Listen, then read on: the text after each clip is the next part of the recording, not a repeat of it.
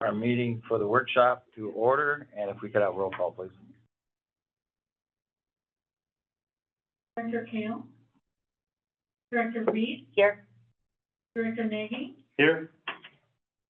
Director Moran. Here. Director Smith. Director Pacheco. Here. Director Pedroso. Here. Director McDaniel. Director Pereira. Director Silvera. Chair Amabile. Here. Now we'll come to our public comment. Anyone from the public like to address this board? Any item that's within our agenda or not on our agenda, please come forward. Do not see anyone moving, so we will go on to discussion of the regional homeless and housing. And that's, yes, John.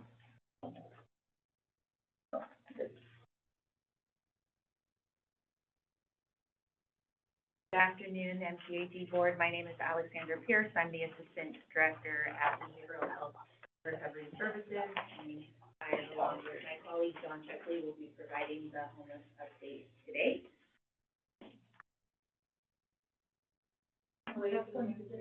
Just let me know when you're ready. Okay. Take it away. An overview of today's presentation. We'll be providing an update regarding various projects that are currently occurring within the county, but due to a shift in funding at the statewide level, are shifting to be able to continue to support those beds within our community.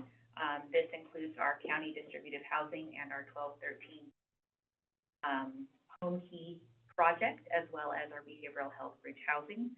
In addition, we'll be talking a little bit about the BHSA community planning process, and specifically to introduce the need and desire to receive stakeholder feedback, and a plug to be able to allow BHRS to reach out to each one in the future to set up a brief amount of your time to be able to talk a little bit more about that process and gather your input and feedback. We'll talk a little bit more about the CARE Core implementation update, and then John will take it away regarding our point in time count. We'll finish it up talking about some successes and things to look forward to. So for our county distributed housing, in the past, those homes have been funded through the Human Services Agency. I believe in past presentations, John has talked a lot about the shift in funding at the statewide level specific to moving to a model of behavioral health and recovery. With that, we do have funding through June 30th of 2027 for behavioral health bridge housing. Our original use of that fund was to contract for 41 units at the 1213 B Street Home Key project. With the great addition of project-based vouchers for a majority of their units there, we, along with other subsidy case managers, stakeholders, have been working with the property as well as with the housing authority to have those clients go through eligibility to gain access to those project-based vouchers. This is excellent because that transitions them from transitional or temporary funding subsidy to a permanent funding subsidy. In addition, after a period of time, if there are no issues, it also affords them the opportunity to port that voucher out into the community if they no longer want to reside at 1213 B Street. Because of this opportunity, we are now having to look for an alternative placement for our behavioral health bridge housing program. And so with that, we're able to partner with the Rescue Mission and have at the hopeful future approval of our board, we'll be able to contract to increase that bridge housing program from 5 houses within Merced County to 6 houses, which would afford us the full 41 beds that we originally had at 1213. That will be an emergency shelter transitional housing project, very similar to our current larger navigation center, except for held on the smaller single-family homes in a shared living model. In addition to on-service sites, those individuals that participate in the program will also have a behavioral health case manager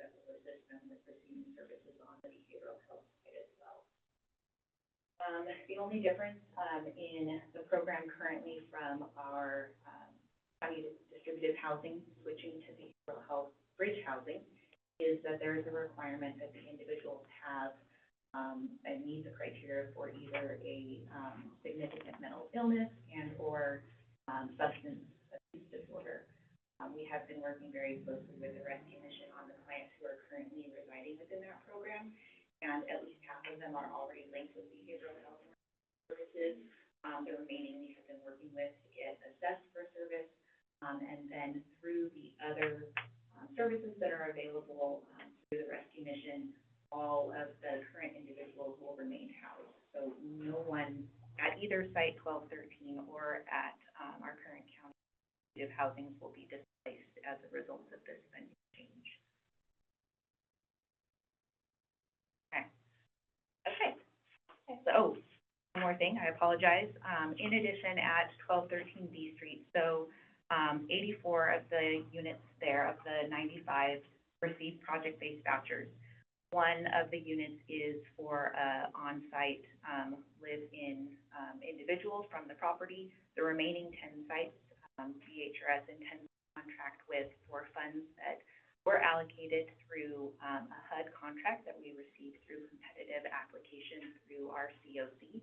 That is permanent supportive housing, so we'll be able to provide an additional 10 ongoing units so that that full site at 1213 will be permanent supportive housing. Okay. On to our Behavioral Health Services Act. I know I shared in a previous presentation before. This is a result of the modernization of MHSA that was passed by the voters in March of 2024. Just some quick updates about that. It does add substance abuse services to the overall service delivery for BHSA. It also removes county-based prevention and innovation programs and provides 3 new categories in which BHRS is required to allocate or spend those. That's through full service partnership, housing, and then behavioral health services and support, which has a 51% focus on early intervention, and of that 51% focused on under the age of 18. We are currently in the process of developing our 3-year integrated plan. That plan is set to go into effect as of July 1st, 2026. In order to be able to do that, we have to go through a stakeholder engagement community planning process. Legislation requires that we go through at least 24 different entities throughout the county and all of the jurisdictions to be able to elicit feedback from the public, community partners on what services are needed and how to utilize those funds.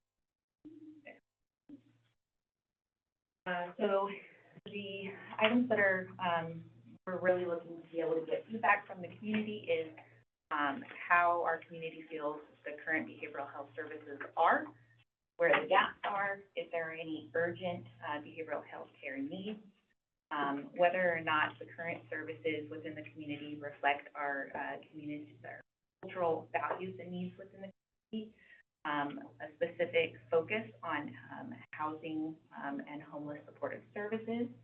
It also allows us to look at our behavioral health workforce, not just within the county, but county-wide, on whether or not we have the right amount of providers and level of providers to be able to meet the need. And then also, how easy is it to access services? Are there any barriers to being able to access those, and how are we going to mitigate the gaps in our current system with the money that we have?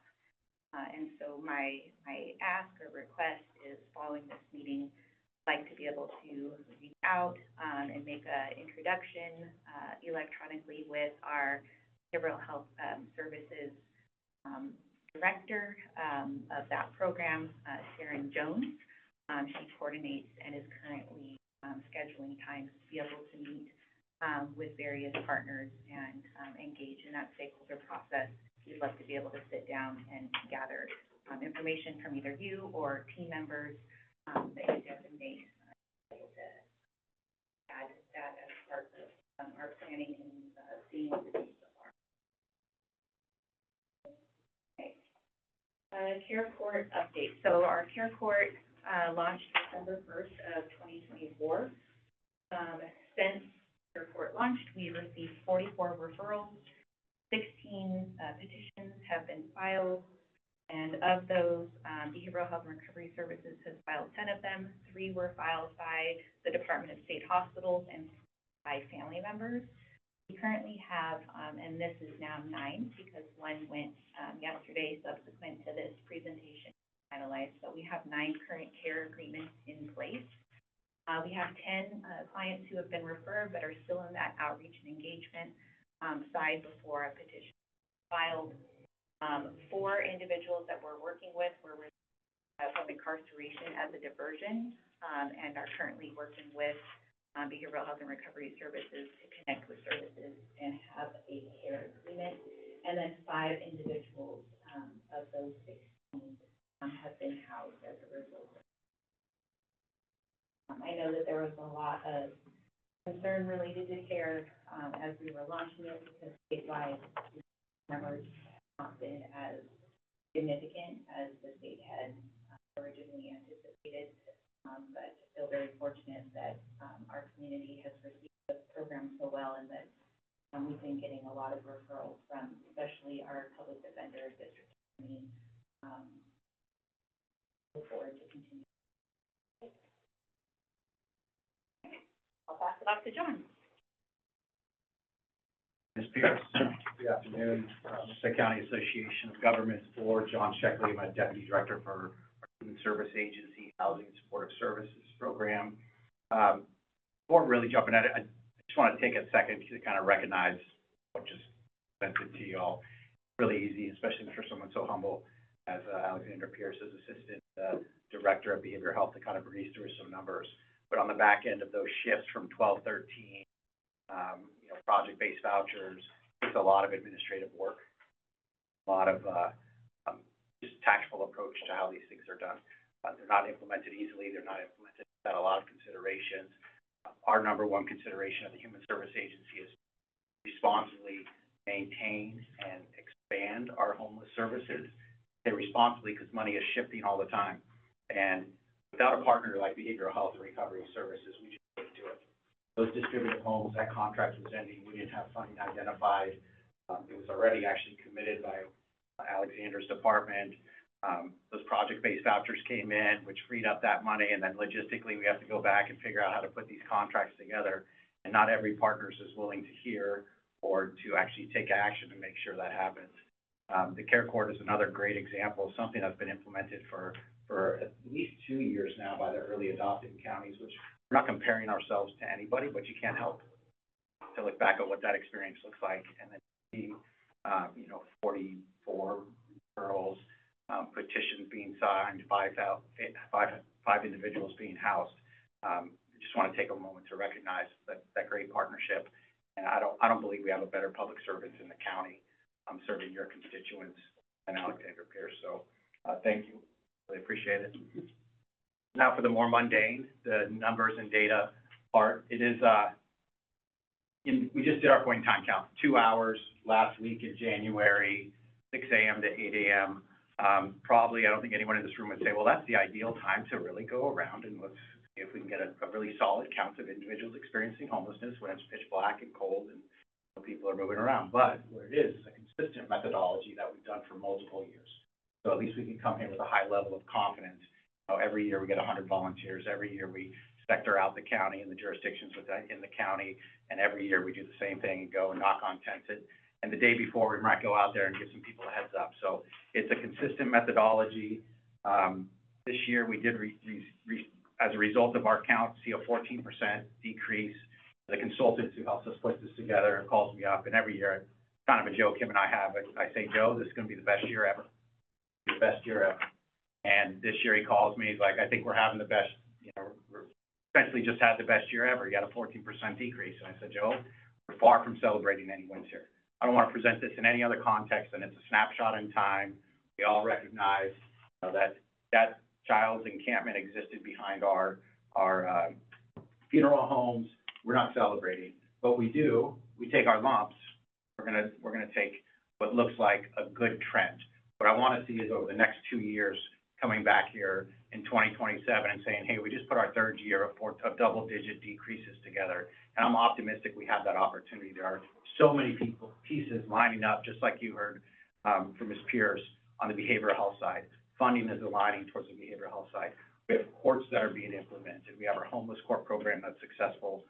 If you were to ask me, and this is more difficult, why? I'm sure I can give you a couple theories. I can talk about behavioral health, their housing division expanded. We can talk about the CalAIM enhanced care management programs, the 1213 V Street, 95 units that opened, that was finally at full capacity. You know, all of those things are factors.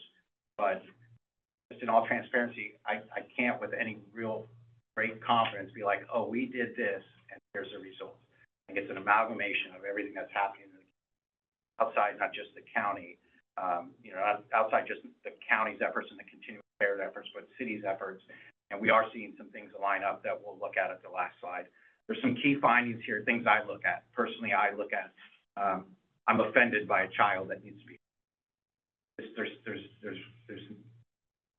very little reason, and it's this number, 15 children decrease, a 26% decrease is something we look at. And when you go back and look at past years' point in time counts, back in 2020, that 41 number was over 100. So we are seeing that, at least I can say with some level of confidence over several years, a trend downward in children experiencing homelessness. The other one I didn't put it here is every year at the winter solstice, we have we take a moment to recognize how many individuals experiencing homelessness died. Again, that's something I monitor just personally closely. You know, I don't want to see that number going up. We know it's going to happen. We know it happens. It happens in every jurisdiction here. But again, those are some benchmarks that we look at. 29.9% and 19% of unsheltered adults were age 55 plus. Right? It's not, again, a surprise. Our population is aging, but there's no more vulnerable population than seniors. Living on the streets or even in a shelter tends to accelerate your age, your access to health care, nutritious meals, all of those things are inside this. Here's one that we saw trend up just a few points, but still encouraging. 58.9% of unsheltered individuals are aware of housing and homeless services. Right? We'd love to see that at 100%. See that 6 out of 10 folks, these are all self-report numbers. So whether it's a little higher than that, I'd like to think it is, because some of our self-report numbers are not necessarily the best. But I love seeing that number tick up, and that's something we'll monitor continually to make sure that we are outreaching and engaging with individuals and offering them services.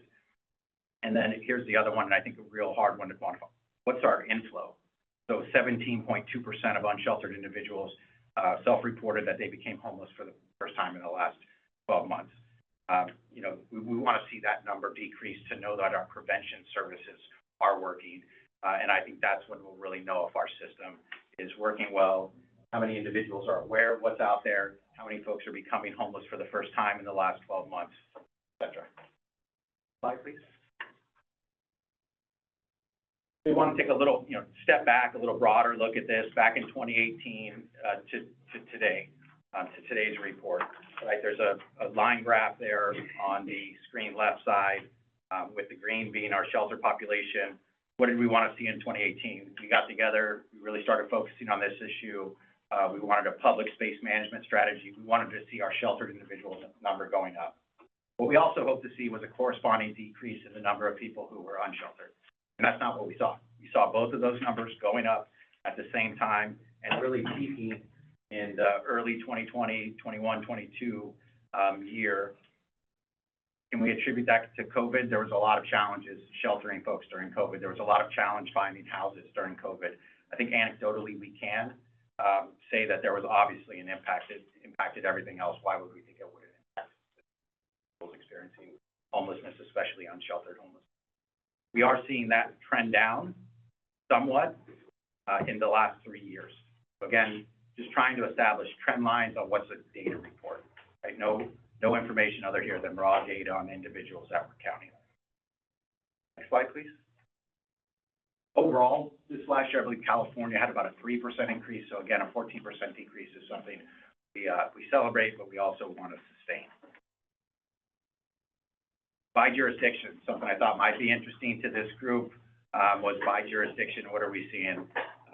We didn't alphabetize it here. Apparently, we went by, raw numbers, but we have Gustine at the top there with 0 reported, individuals during the 23, 24, and 25 point time count. Some of these numbers are driven by, shelters. So some of our families, for example, will give them, money on their electronics benefits transfer card, and they'll get a motel in, say, the city of Livingston. So that would look like someone sheltered in the city of Livingston, and that's what that really corresponds to.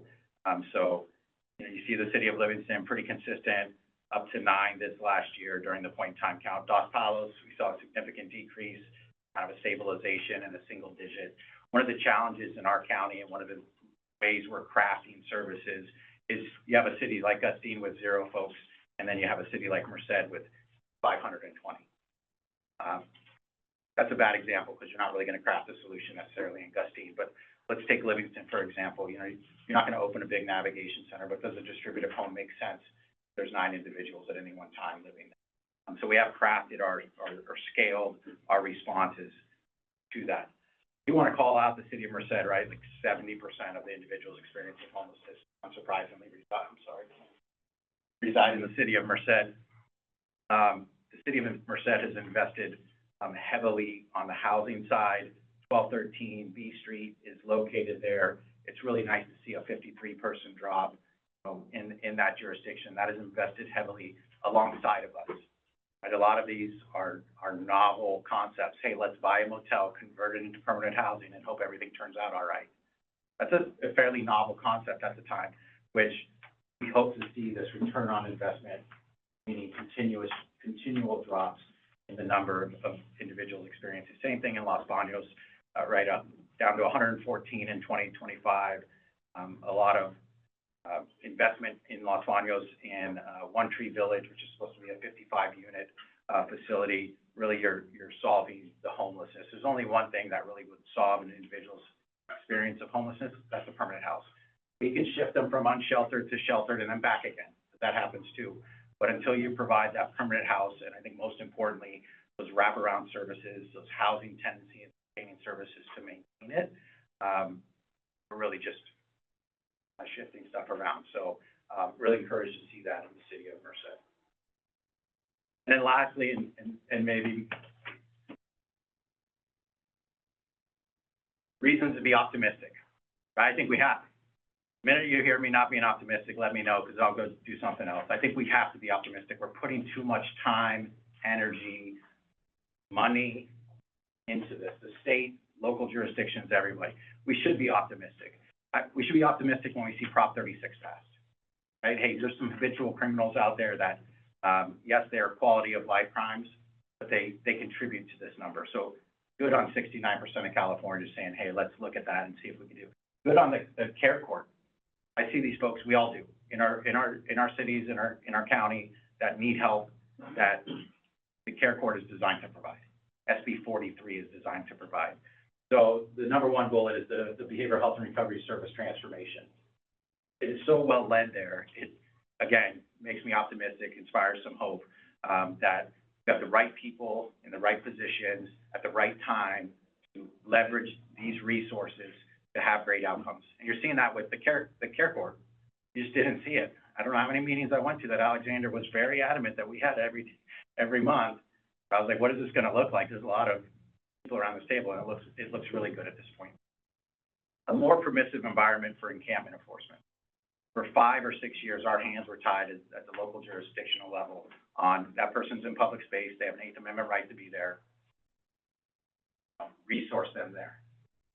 That has changed at the federal level. That has changed at the state level with the governor's executive order. And it has changed, I'm assuming, every local level here. I know the county has passed an ordinance around public space management that includes, hey, we're going to offer you services, we're going to engage with you, but we're not going to allow you to unlawfully reside in public spaces and impact the quality of life.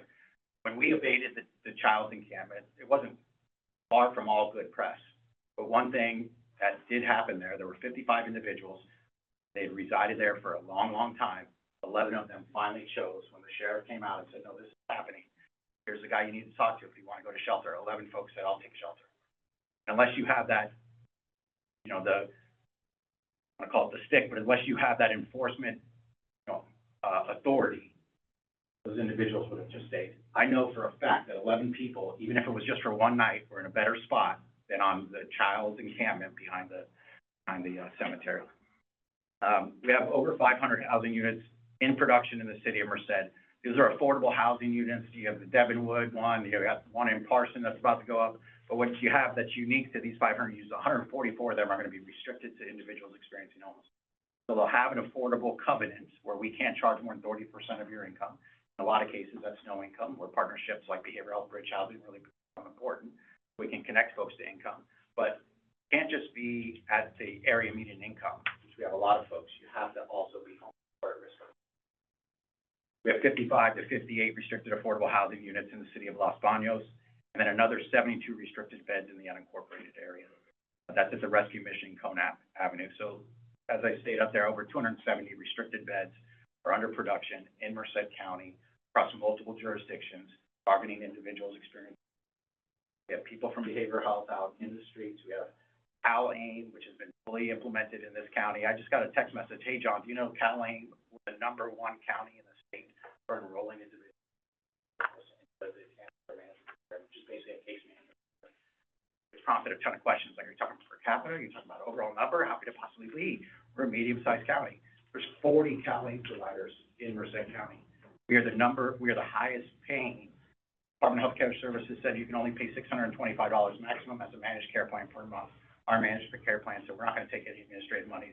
I want to encourage people to come here and say it, maybe over-encourage some folks to come here, because a lot of folks from out of county did come to try to set up shop here, and now they're in the process of vetting what's the quality that we're getting back on our return on it. Again, maybe the next slide. I'm optimistic. I'm hopeful. We are far from done in this. Talked to a couple of reporters today, like, what's the 10-year plan to end homelessness? We don't talk about that anymore. We talk about a plan that we're going to annually be reviewing, engaging with stakeholders, see what's working, and back out of something that's not, and invest in what does. Depending on any questions, I think we're right at 3 o'clock, which is lucky because I was down at the county admin building. Oh, Calling her, no. like, where are you? Oh, no. So, Same. thank you for having proximity very close to the county You're admin welcome. building. But that concludes our presentation for this quarter. Just one quick question, John. The veterans, it's up to 28. I know we were down in the low teens at one time. Are there still VASH vouchers from the VA available, or? So there's 123 HUD-VASH vouchers assigned to our area, our Merced County Housing Authority. The availability is really low. There's not a lot of turnover. So the utilization rate was over 90%, which is good, but it doesn't give us any slack. Okay. So we did have the VA representative on our last continuing care call, and she said that number aligns with what they're tracking as well. Now, we do have 20 units on Childs and R Street that are targeting veterans. That should be open here sometime during the summer. And then there's a project on Park Avenue that we're hoping to get an award for this month, with a groundbreaking within the next 6 months as required by the Home Key Project that's targeting another county veteran. So we hope to reach what's called a functional zero, which is 1 bed for every individual, with a healthy understanding that these numbers we get down to 9. We had a single digit point, right? Yeah. And now you see 28. Thank you. Yes, sir. Thank you. Keep up the good work. It's really fun. I appreciate y'all. Thank you. Y'all are active partners with Thank us. you. Anything we can do to enhance that partnership, you let us know. Thank you, John. Thanks, Alexandra. Thanks, Alexandra. Okay, I'll go ahead and open the regular meeting. 3 o'clock. And invocation. Here to do an invocation? Oh, Oh, yeah. We'll bring, I think he's probably waiting. Almost half of what? We have 5 units, and then, so, I guess another project we're coming under. Yeah. Thank goodness. I was holding my breath on that. Is Darren here? I see his hat. I see his hat.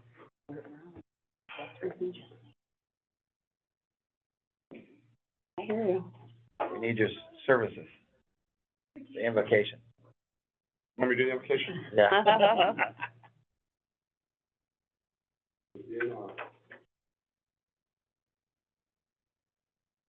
Oops, sorry.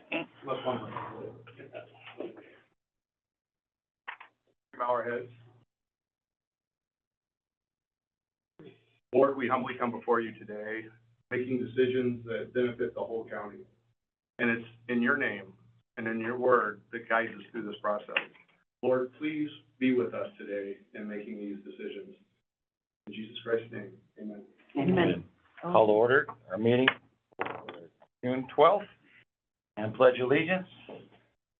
I pledge allegiance to the flag of the United States of America and to the republic for which it stands, one nation, under God, indivisible, with liberty and justice for all. Have a roll call, please. Director Kale? Here. Director Reed? Here. Director Nagy? Here.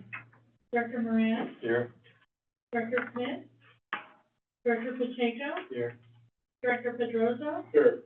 Director McDaniel? Present. Director Pereira? Director Silvera? Chair Annabelle? Here. Have a motion to approve the agenda as submitted. To approve. Second.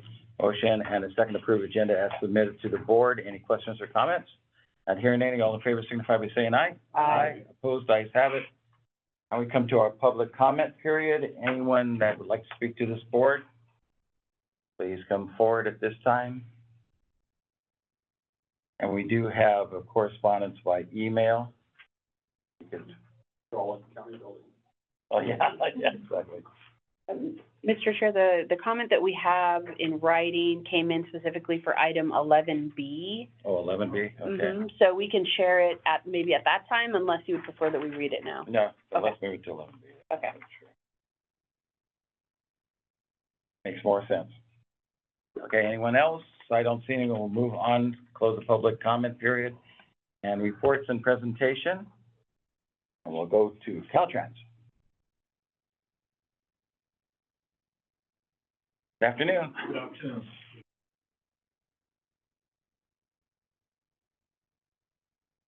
Were you able to get my presentation? No, that's okay, you did not. Yeah, here, so maybe, can I share from here or no? Yes, let me make you, are you in the, I'm not in your Wi-Fi. do you have it on a USB? No, We need it to be shared on the Zoom. okay, There's a Wi-Fi guest right there. Yeah, yeah, let me join in there. sorry about that.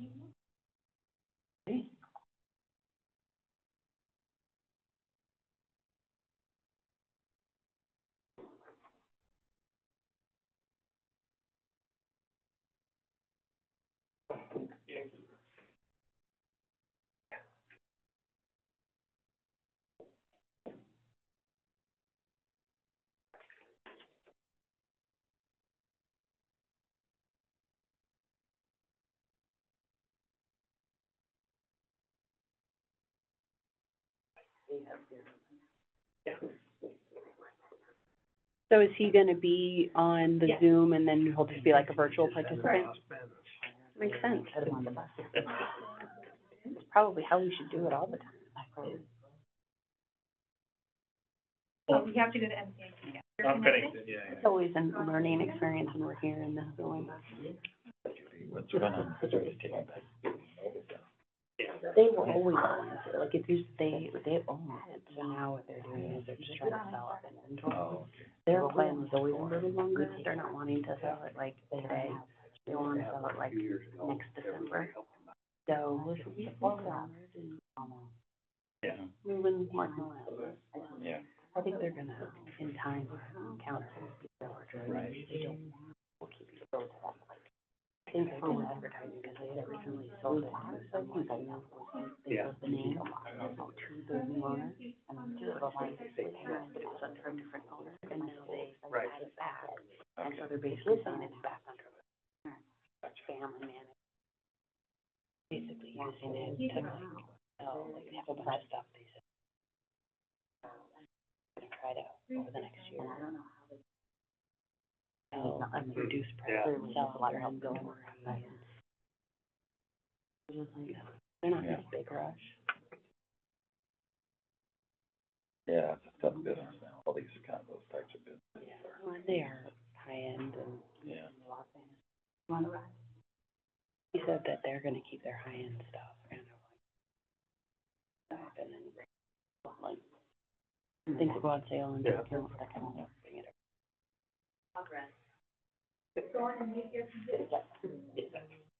I'm glad this week's in summer.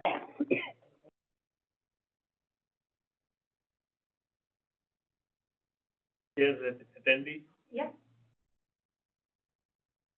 Oh, not stay as an Go ahead and accept it. Okay. Sorry about that, everyone. You're okay.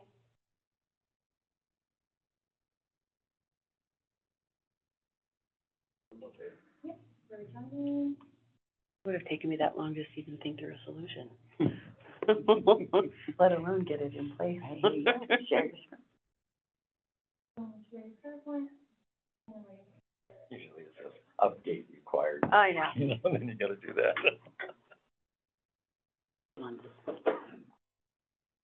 All these pieces, I can't get out. Are connected. Turn off your camera. Oh, it's smaller than usual. Sorry about that, it'll be smaller than usual here. You can read it. Yep. Mhm.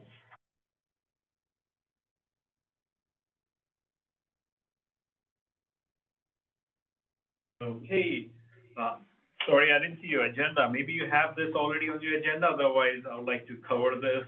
Oh, great. Thanks, Dave. Go ahead, okay. And, oh, there's a video too. Oh, I disconnected the video, so. Be right there. Yeah.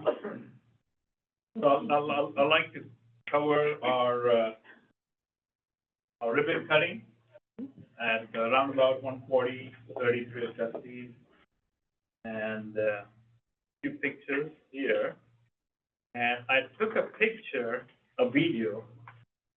Let's use my video.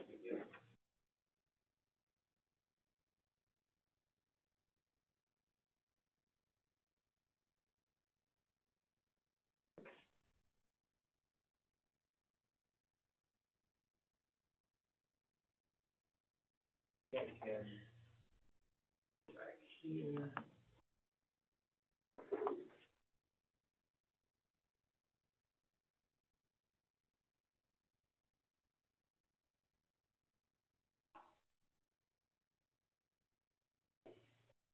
See everything I'm doing? Mhm. I'm good. I got you. No, that's good, that's good. If I go to, yeah. I'm sharing my screen. You're sharing the PowerPoint. Okay. Yes. And So if you to, wanna change that, you can drop down here. okay. Download. And this is the video I took. I was waiting for a long time for a big truck to go by. So I took that one to show the efficiency of the, to show the efficiency of the roundabout. I was being a engineer there.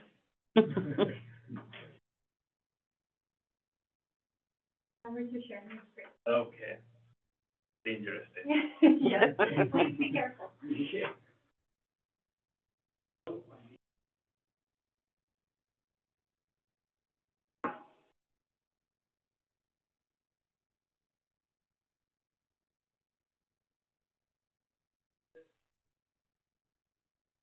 That's the one that would show you a truck, those big,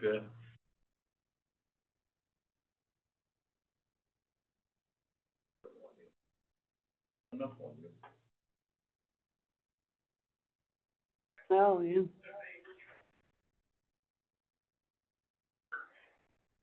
oh, it's not sharing as a video. Let me try again. It's just a little choppy, but it's okay. Yeah.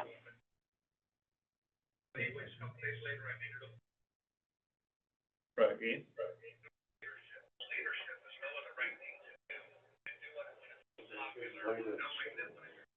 Here. Yeah, no. Came in at 3:12. Yeah. Unless it's 3:13.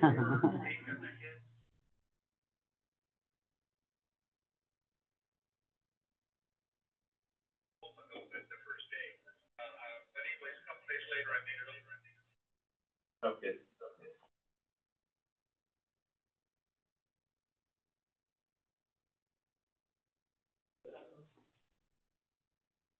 I'll help you out. So that truck driver was really good at that, was probably just going there for the first time with 2 trailers, he didn't even use the apron. But he went very Mhm. Mhm.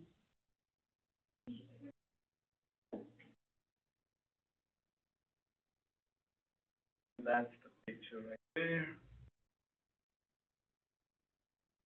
And then I'll jump into our ongoing project. I discussed this last time, the seismic retrofit at 5 locations where we are upgrading the bridges and widening and providing guardrails, bridge rails out there. And this is where we know that some sections have been closed for a long time. The working days was 450 days. When the project came, our structural engineers said it's like 450 days. We are at 250, but the progress is there. We had few challenges, so I'm going over the challenges and show you a little bit more pictures of what's going on. This is what I had last time, but there's more work that has been completed, which is barrier rail removal and some concrete removal and the water line removal. So that has been done, and this is the work still going on. And this is where we ran into bird nesting issue.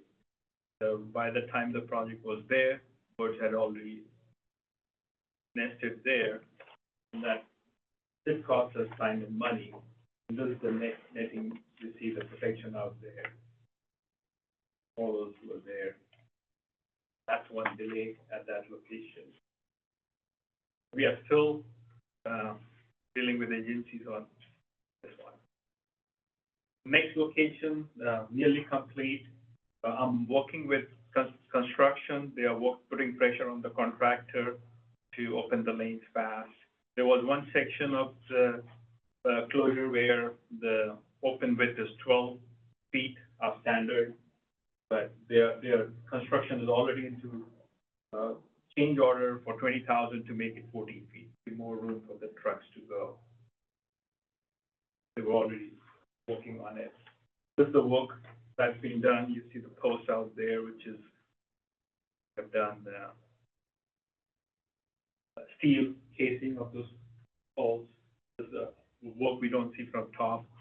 All these post piles have been reinforced with steel casing, make them more seismic retrofits. Work going underground. Location 4 is more than half done. We're working on it. The stage 2, it's in stage 2. That means the traffic control has switched over, and whole anchor block was removed, guardrail connected to the new bridge barrier, and the 5th location at East Side Bypass on 152. This is where the deck widening is going on. And the expected date for this is end of this month, but it might jump to July a little bit.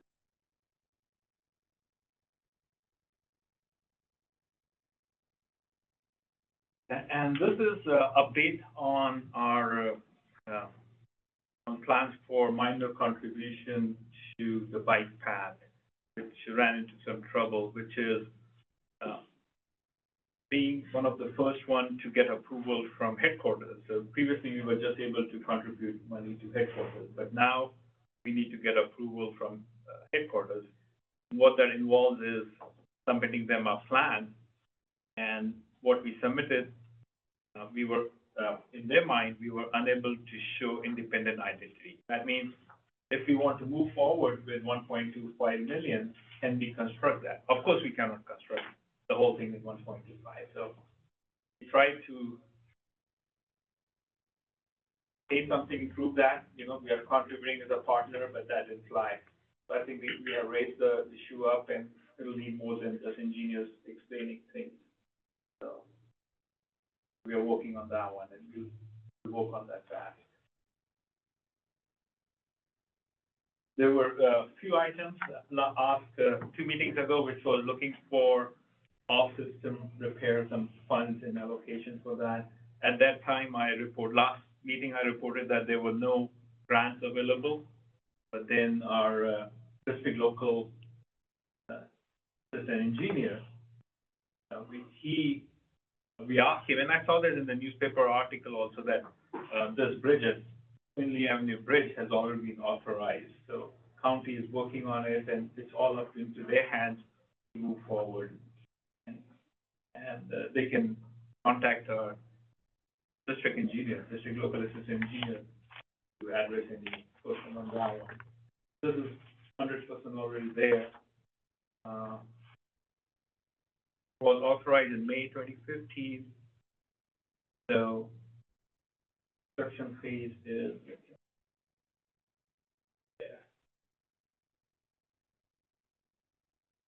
April 11, 2025.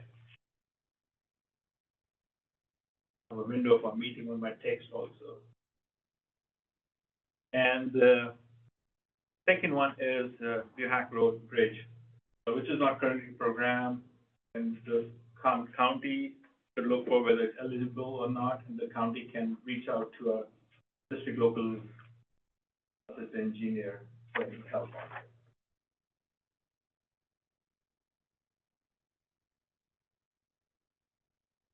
And I'm jumping into action items. One action item was northbound, Route 59 north of Erindale Creek. There was a patch that's shown on the left picture. The right is the aerial view where the location is circled on the top. That patch has been repaired. That small patch here is fully repaired like that one. So our maintenance went out there and did this right away.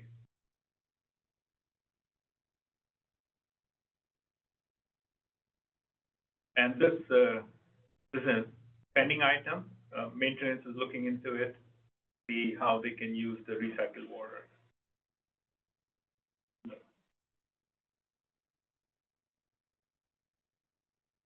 And now just some information sharing, which is a update on that. California CDC invested $1.7 billion to improve safety, mobility, and $86.5 million to repair vital roadways and other transportation infrastructure.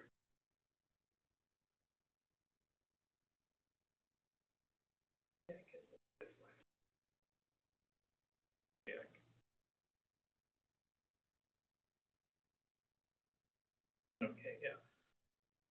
And this is just sharing, Caltrans is requesting local agencies that receive FHWA funds to complete the ADA Section 504 program assessment online form by June 30th.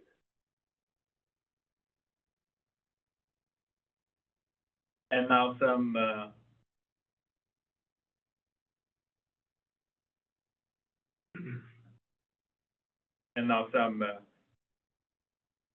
call for funds, application for funds available. The first one is for buses and bus facilities program.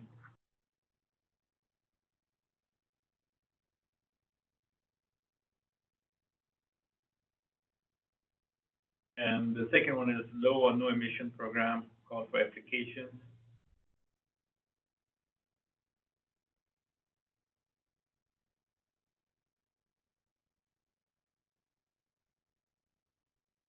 Yes, that's it from my side. Any question, any action item? Questions from the board?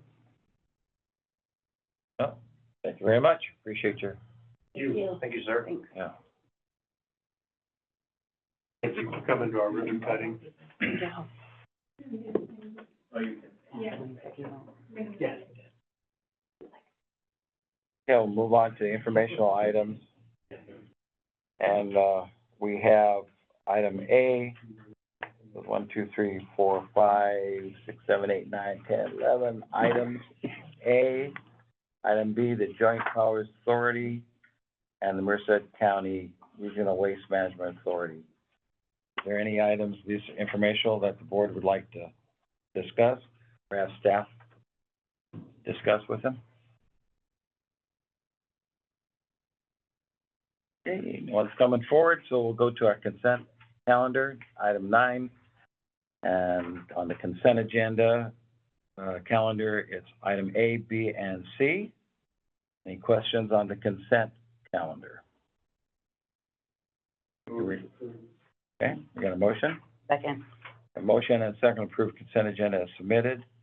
Any further questions or comments?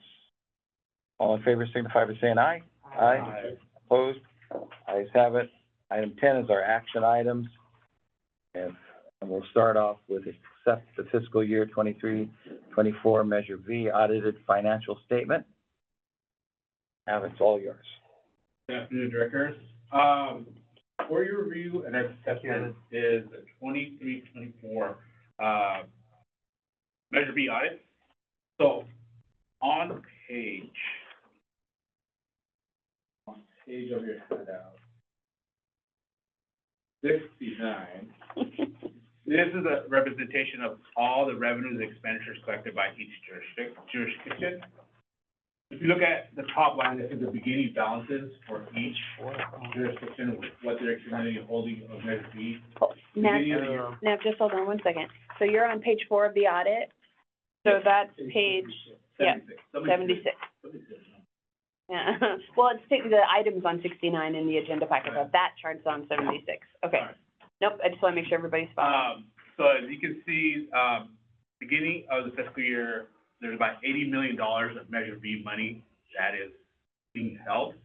And then you can go through each jurisdiction, and at the end of the year of June 30th of 2024, there's $87 million of Measure B that hasn't been spent.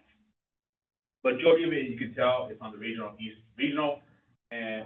money, $33 million on the east side, $19 million on the west side. Does anybody have any questions about the revenues and expenditures and how much money being accumulated for Measure B? Okay.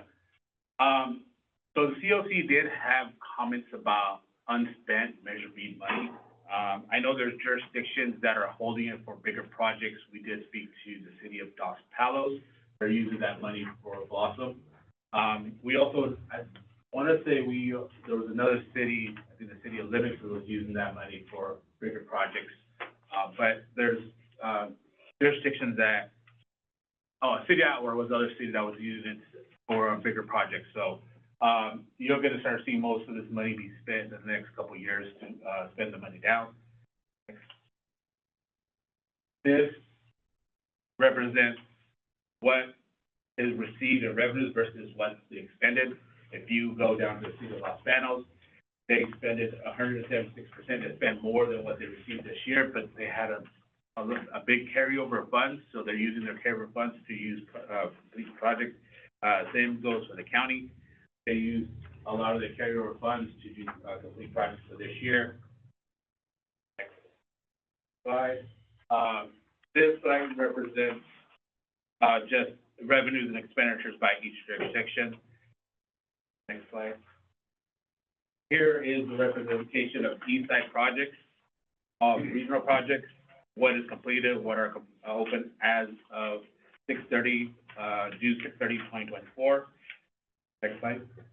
This is the west side projects, what are completed and what are still ongoing. Next slide. This is a representation of the ridership of how much Measure B money has been expended. What the transit fund, as you can see, it's gradually increasing. This year was the highest number of uses of Measure B funds for the subsidized fares for veterans, seniors, and ADA, especially on the paratransit services. With that being said, there was findings in the audit. There are 3 findings. One of the findings was jurisdictions not earning interest on the funds that they're holding. After going back and forth with a couple of jurisdictions, they're looking into setting up accounts with interest-bearing accounts. Other jurisdictions, what they do is they commingle all their funds into a road fund, which is acceptable, because at the end of the day, it's still gonna be used on transportation projects. The second one is lack of support. We did reach out to the jurisdictions, and they have fixed those issues. And the third one is not submitting quarterly reports on a timely manner. We've put, controls in place. We're gonna be sending out notification 1 month before the reports are due, and the week of the reports that are due. Some jurisdictions, I would like to use the senior example, they've actually designated a person to, prepare and submit the quarterly reports on a timely manner. They've been really good this year. So that's one way of correcting it. I did reach out to jurisdictions that are constantly delinquent. I spoke to the city manager. They're gonna be monitoring and make sure that they're submitted in a timely manner. One of the things that's in our funding agreement is if they don't submit the quarterly reports in a timely manner, it's up to the MCAG board to hold the fund until those reports are submitted in a timely manner. It's up to the board if you guys want us to enforce that, but that is one of the things that came out of CLC is they will like the MCAG board enforce that to hold jurisdictions accountable to make sure they submit their quarterly reports in a timely manner. The reason why is because every quarter, the COC reviews these. They don't meet, but they review it. And their job is to oversee and make sure the expenditures are being expended. And if they're not submitted in a timely manner or not submitted, they don't get to see what the jurisdictions submit. And then it's this time when it's the auditors that make sure that the expenditures are in accordance with the transportation expenditure plan. So this is the Measure B audits, the action items, that the Measure B audits for June 30th of 2024.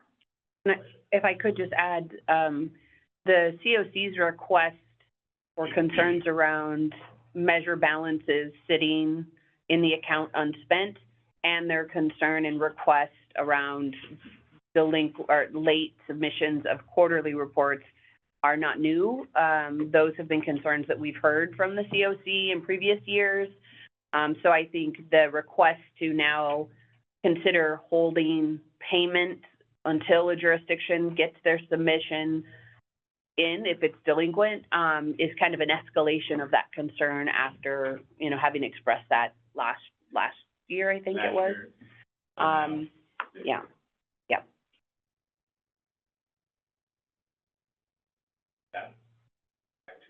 Or for any questions? Back to you in the studio. Well, and do you guys want us to bring an item back to the board next month to basically the board to kind of force this kind of,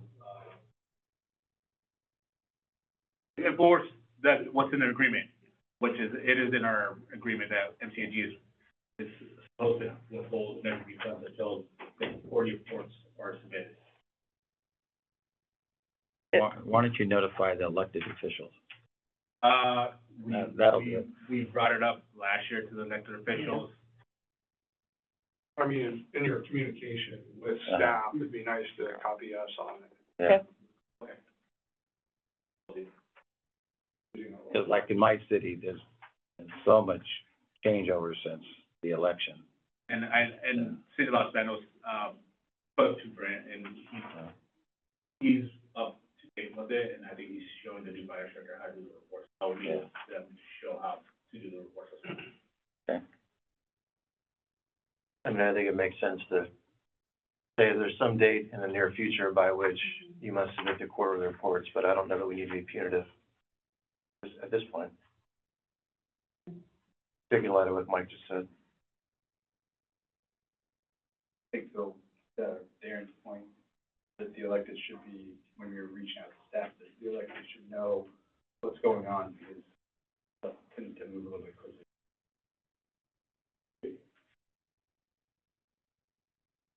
And I have a question. One of the findings was that some jurisdictions are not holding the funds in investment-bearing accounts. Isn't all this just invested with the county? No, Released? no. So the way it works is 50% of all money that's received every month goes directly to jurisdictions by formula. So, like, for example, the city of Atwater will get anywhere between $1,000 a month.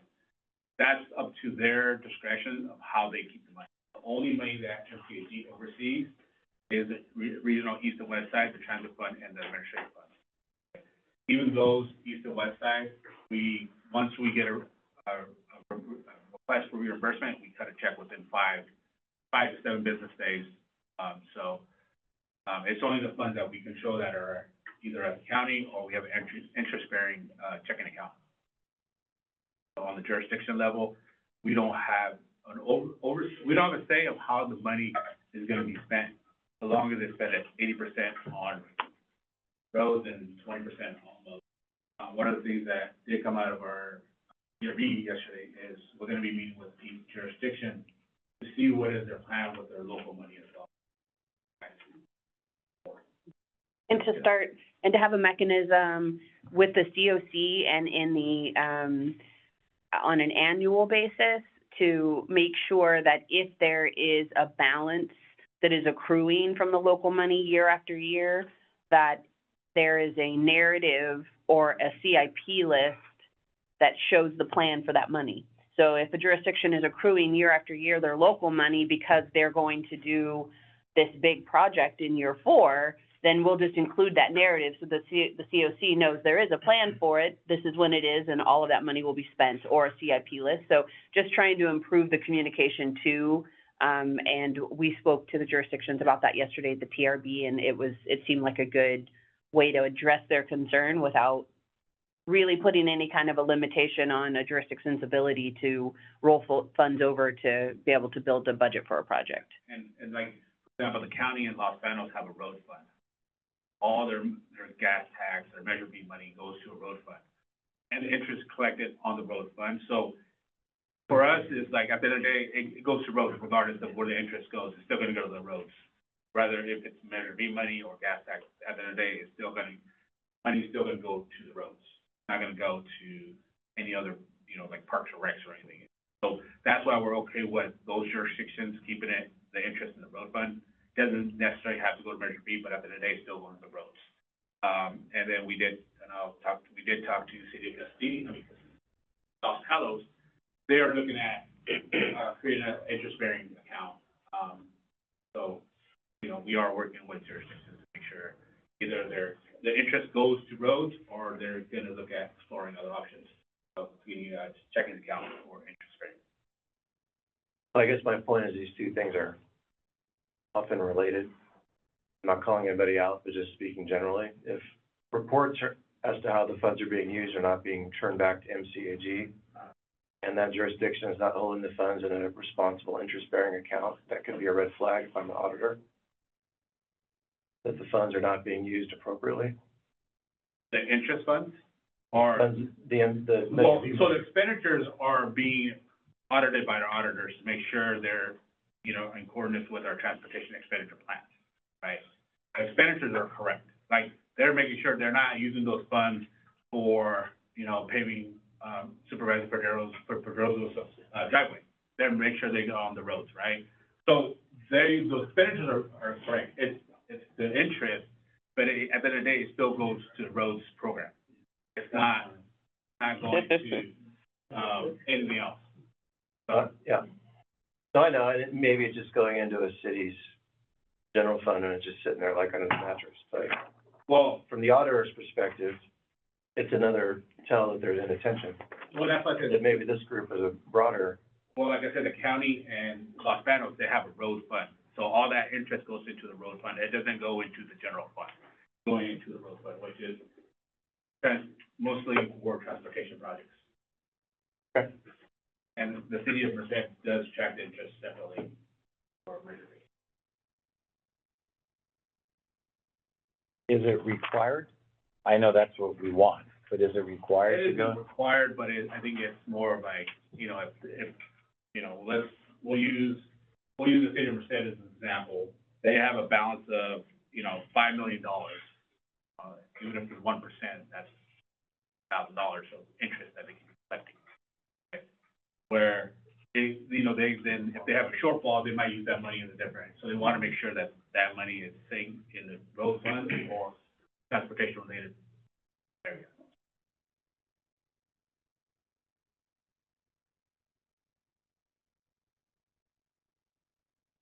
Any other questions? Okay. Next. I have a question. Yeah, okay. it's kind of off topic, but 1% of the Measure V is for administration. Correct. Mhm. Are cities reimbursed for their time spent doing these reports? That, no. The reason I ask is because if they didn't do the report, then you could hold back that money. So the 1% goes to MCAG.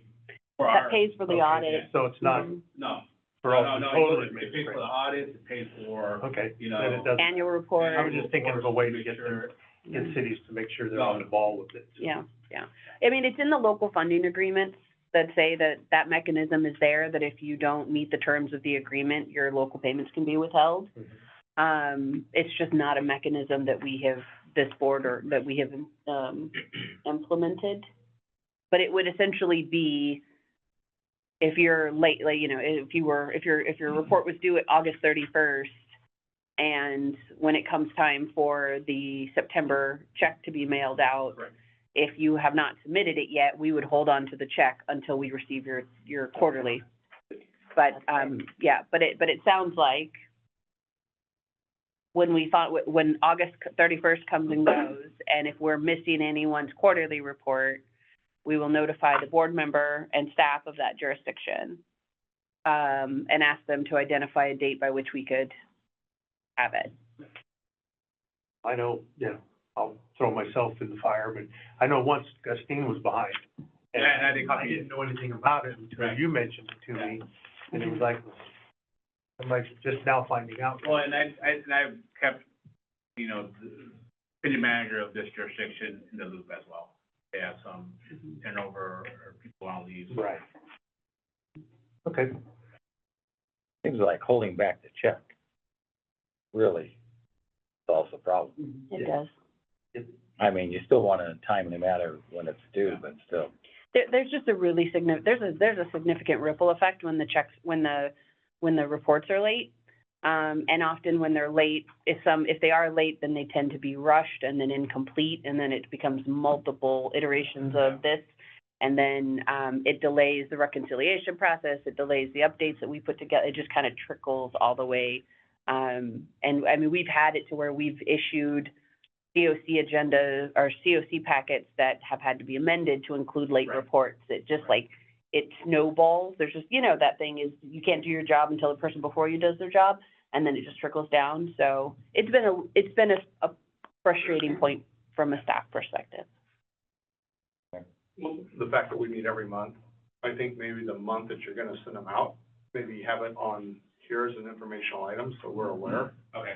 Because, I mean, the county, we're conversing with staff at all times. When we're gonna send out the quarterly report. Yeah. Okay. Whenever you're gonna ask for Got it. feedback, but Mhm. maybe initially as an information item that we could We'll have an, bring to our attention so that we all know. we'll have it a month before, so Right. like if it's due, next, so it's always like, Yeah. for, what month are we in, June? We have a set schedule when Yeah. they're due, so we can, Right. So what we did was for the last Just four make it an quarters. agenda item, so we're aware of it, and then if they're late, you have it on the agenda again, and The fourth quarter, we actually Put put it it out. in there where you put the city county dinner room. yeah, that's what I'm thinking, is we'll just have it. We already have it, they have it, it's on the report, we'll just put it in the info list as a standing item, and then when it's up, we'll, in my report or what have you, we'll say, That'd be very good. yeah. So it'll always be in there, but we'll flag it a month before. Right.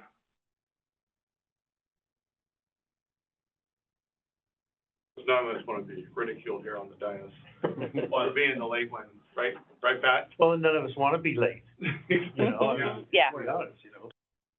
Needs to be timely. And I know City of Atwater, they've got some chirping about Measure B funding, so it'd be good for you to be aware of that as well. Absolutely. Anything else? Anyone else?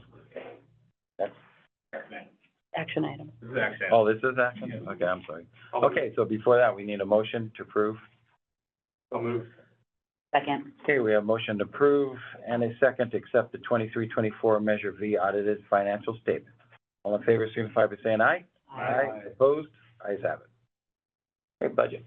All right, so this is the other budget. I know if you doesn't like the name of the budget, but this is a this is The a other budget under MCAG that is not under the preview of, Caltrans. So what we call the other budget, we don't want Caltrans input on how we run our transit system, landfill, our legislative platform, et cetera. So we just broke it out. So we do see a decrease of $372,000, and that's because, all for the new board members here. As MCAG umbrella right behind you, MCAG provides all the staffing for TJPA, RWA, yards, everybody's an MCAG employee. So 90% of the budget, 99% of the budget is a pass-through. So we incur the cost, we turn around and bill those agencies for the staffing service. The majority of this is, the staffing services. The other programs that we do is like Finish the 99, that's a coalition with Merced, Madera, and, Tulare, to basically finish those, unwidened sections of 99. I think, they've been very successful in Tulare, and Madera, Supervisor McDaniel is on the committee, and the next one is they're trying to advocate for Merced, right? So that's one. One Voice, I know some of us that went on One Voice trip this year. It's also part of what pays for the member dues is, advocating for the county. There's also, Valley Voice that comes out of this fund as well. And then we do have, YARTS, which is Yosemite Area Regional Transit System. It's a transit system that provides transit system into the Yosemite Park.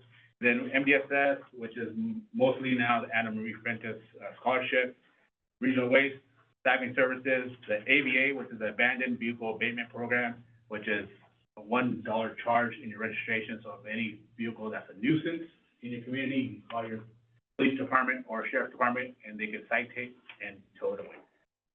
And They then we get also- reimbursed for it. They get reimbursed for it. Mm-hmm. Not all of it, majority of it.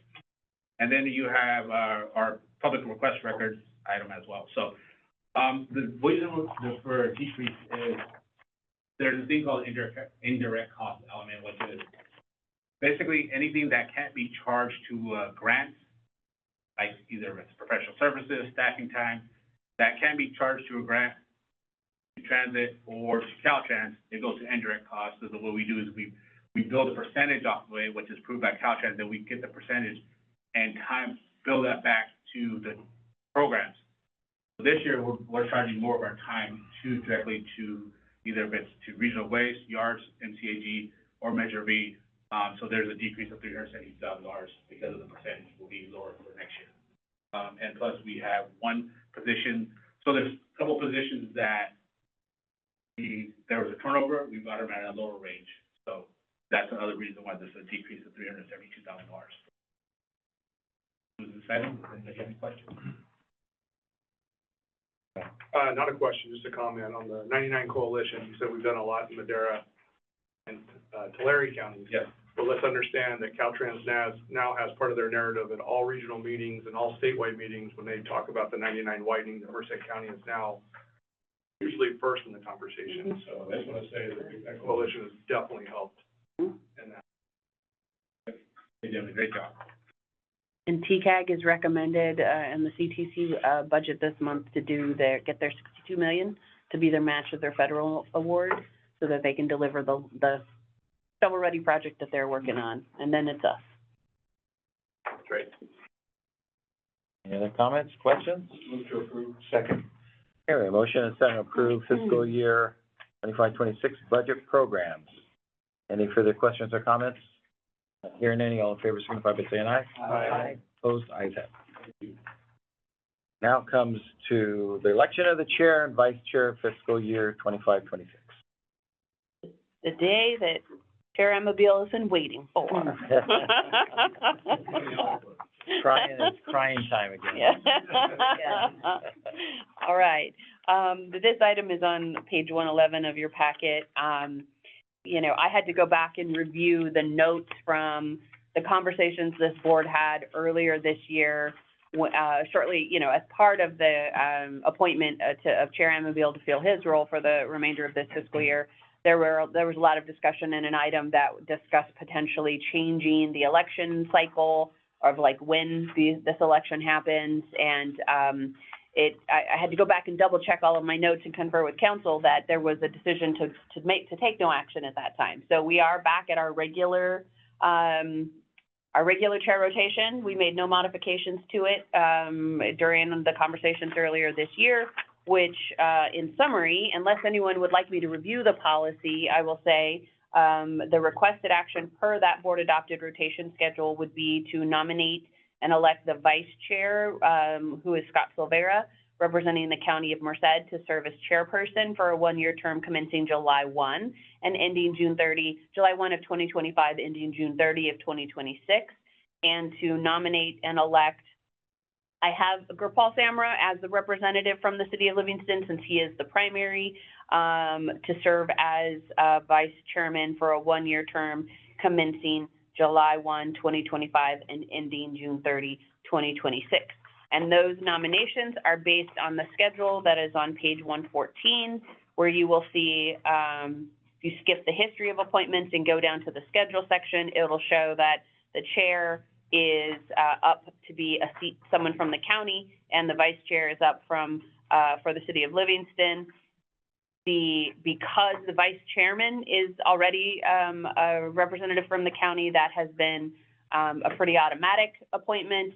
When the county is the vice chairman, that's when we have to defer to the county to recommend who among the 5 supervisors would fill that role, if that makes sense. That's a decision that has been left at the county. So I'm happy to review any parts of the policy or answer any questions if you have any. Two that aren't here. Yeah. Should be the ones that get the position. Yes.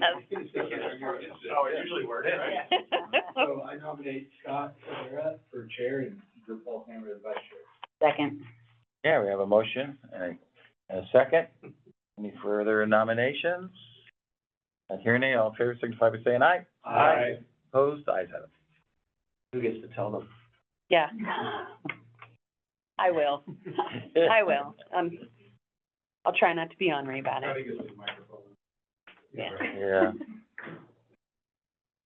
Okay, item 11 is discussion and provide direction. First item is safe strategy plan progress report. Right? Good afternoon, doctors.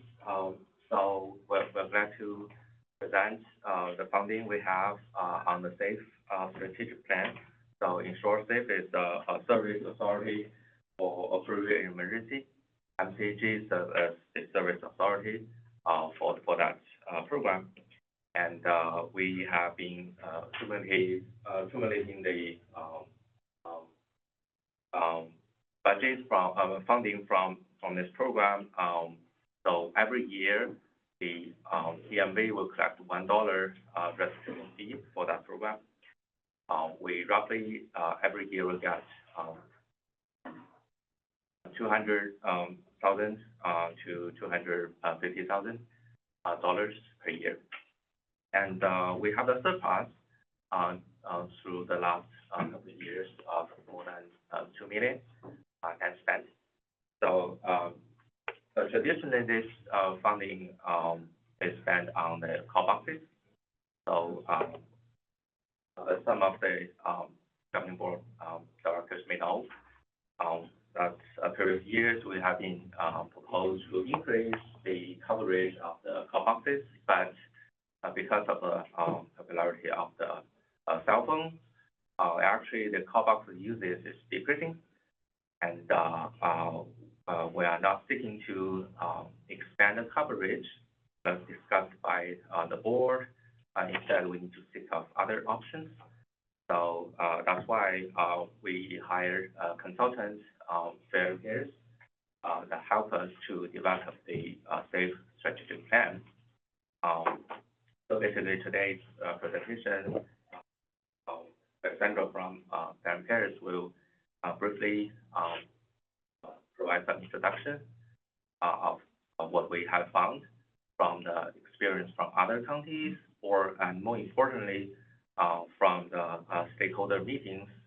So we MCAG staff and the consultant held a stakeholder meeting with jurisdictions, including like public works, planning department, school districts, other agencies to talk about the needs assessments, and the potential options. So I'll give you Sandra.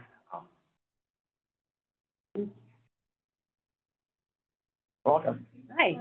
Yeah, so Ray did a great intro, but we'll just go a little bit about the safe strategic process this far, and then discuss some of the different options.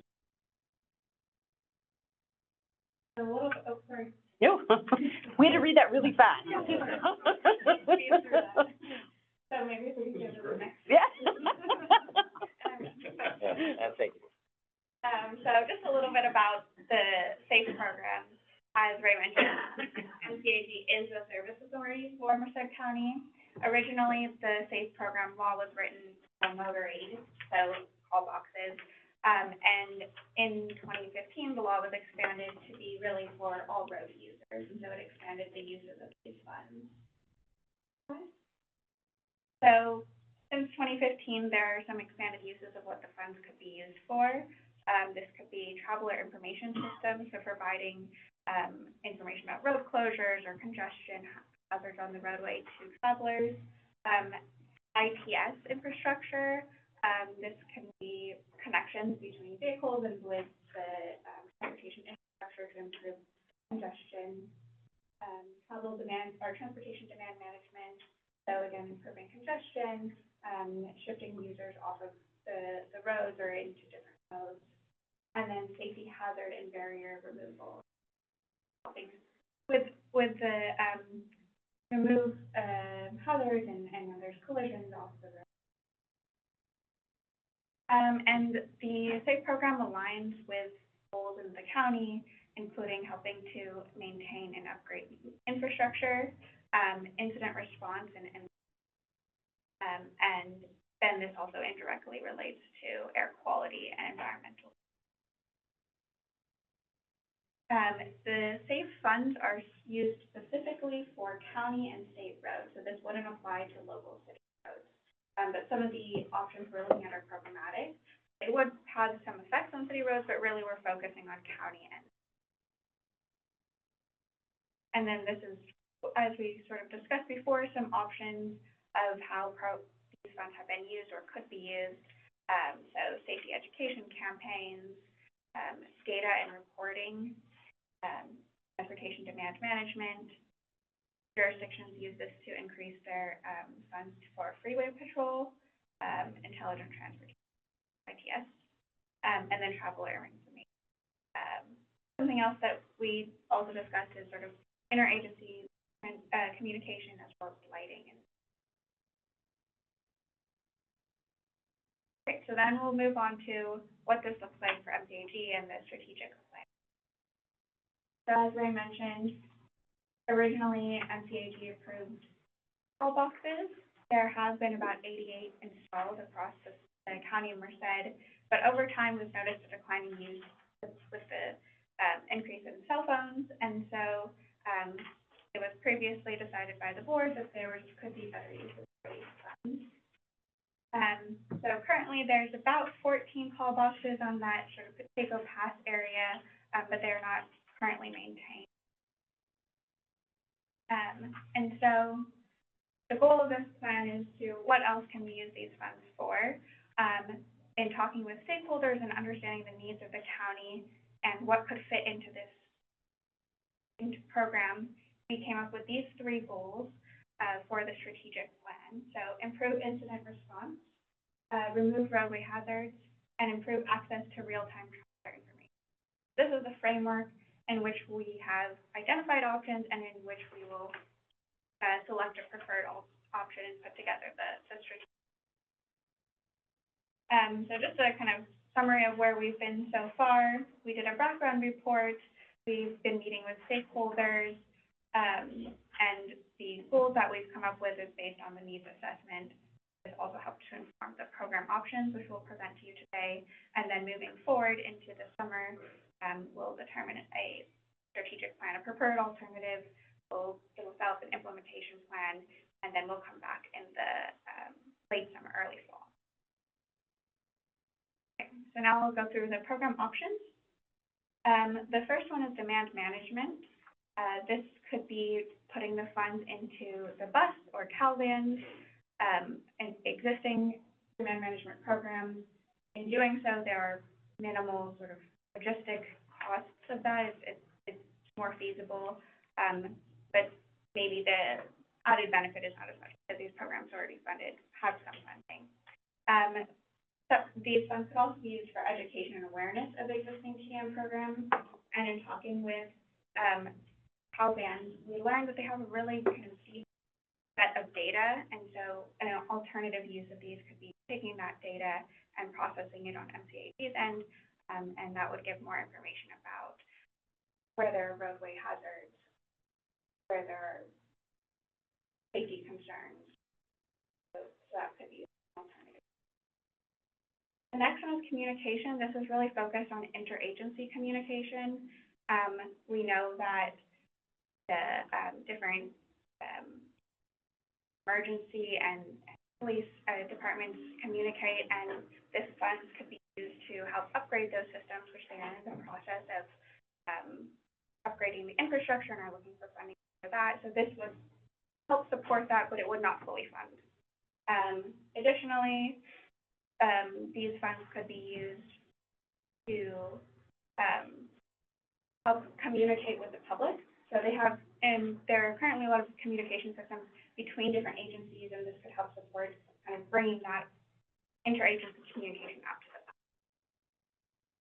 And then this is a sort of a build off of that, which is traveler information. So this is really could be changeable message lines as shown in the picture here.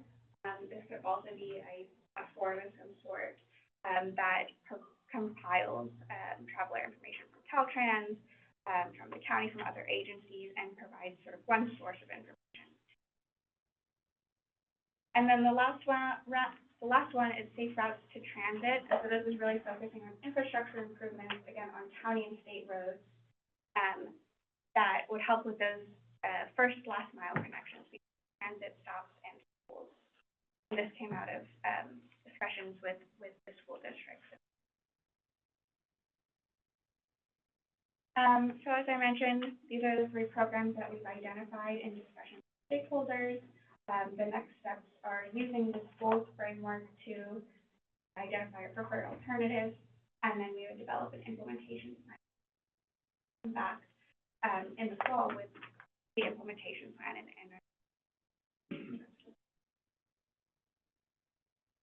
that is my last slide. Any questions?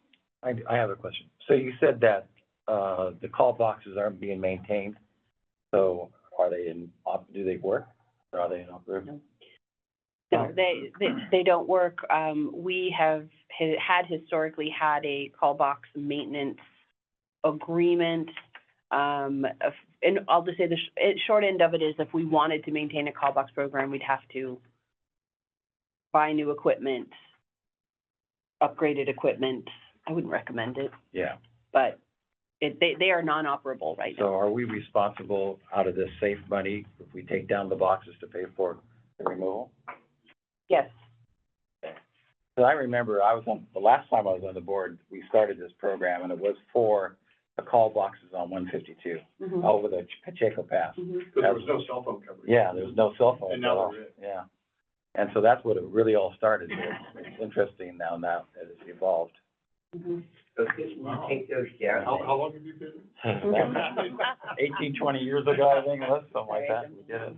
Should we take those down? I mean, you're giving us hostage a hope for those car boxes being up there. And I understand this because my nephew, who lives in Tennessee, his cell phone was dead, and he went to a car box, and it wasn't working. Mm. And he goes, don't they keep them working? I said, yeah, usually they Yeah. do, but if they run out of money or whatever, then they won't work. Well, why is he calling from Tennessee? All right, Papa. Can either of you speak, I mean, is there anything there that we should be aware of in terms of, I mean, can we just remove them as they are now? Do we have any reason to believe we couldn't? So, And I know Elizabeth is on too, so if Elizabeth has a question.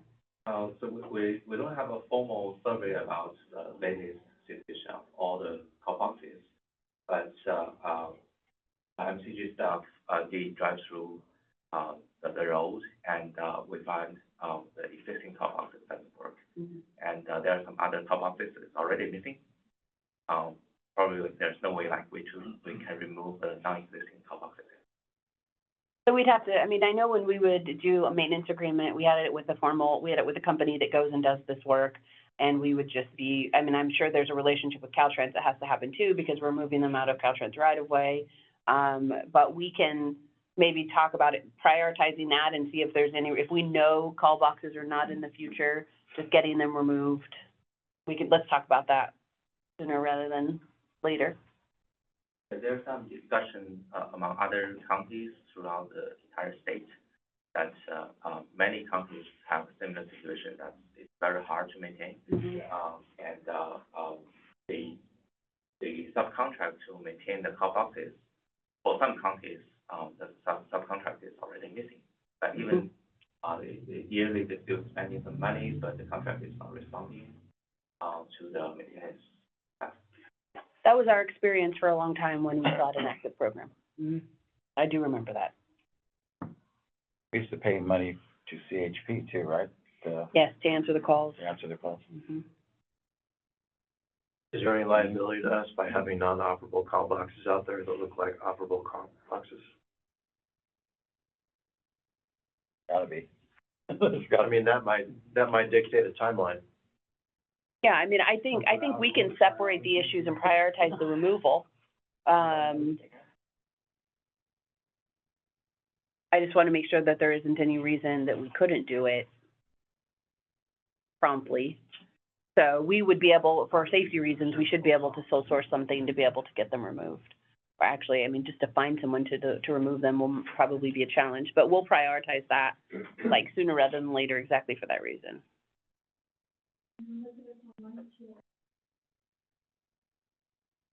Yes, go ahead, Elizabeth. There you Hey, are. everyone. I think you're all, everything's getting covered, but a lot of them aren't there, so there's not anything to remove. They've been vandalized and things, you might know. We did like a tour of them last year. But I think that is important because there might still be the signage up saying call box here, right? So I think that internally we can talk with Caltrans right away about pulling some of the signage. And also I just wanted to mention, I didn't see it necessarily in the presentation, but maybe it was that our strategic plan gets submitted to the state for approval. So that's when we'll put everything together about what we're proposing, I think, to take out and put in. So at the end of the day, they'll have to review our plan to make sure that it's, acceptable to them. So we'll definitely have those conversations with them. So Elizabeth, can we take down the signs before we take down the boxes? We would take them down at the same time. I guess what I'm saying is, so like a year ago, I said, let's go see if these call boxes are working. And we drove to them and several of them were not there physically, like removed not by us. And there were a couple that were up, but that didn't work. So yes, they should be taken down at the same time and some are already not there, so. But I think you are also, and I think that's what I was getting stuck on, is that there is some level of state approval for what we do, but could we work with the state to kind of separate what we do moving forward versus immediately removing any sign of the infrastructure now so as not to create a safety issue or false, information for the traveling public? I mean, if continuing call boxes are not in the future, it's like, can we just eliminate that confusion and just remove while we're also then talking about what to do next? Yeah, we can talk with Caltrans and get on that right away. It could be a simple thing or take a few steps, but we'll look into that right away. I mean, because they're not necessarily related in the sense, that if the call boxes aren't there or working, we should take the signage down, yes. So we'll get on that. Do we pay CHP to answer the calls?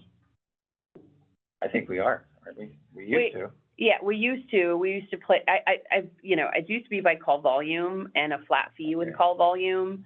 If memory serves, we do not have an active agreement with CHP because there are no functioning call boxes.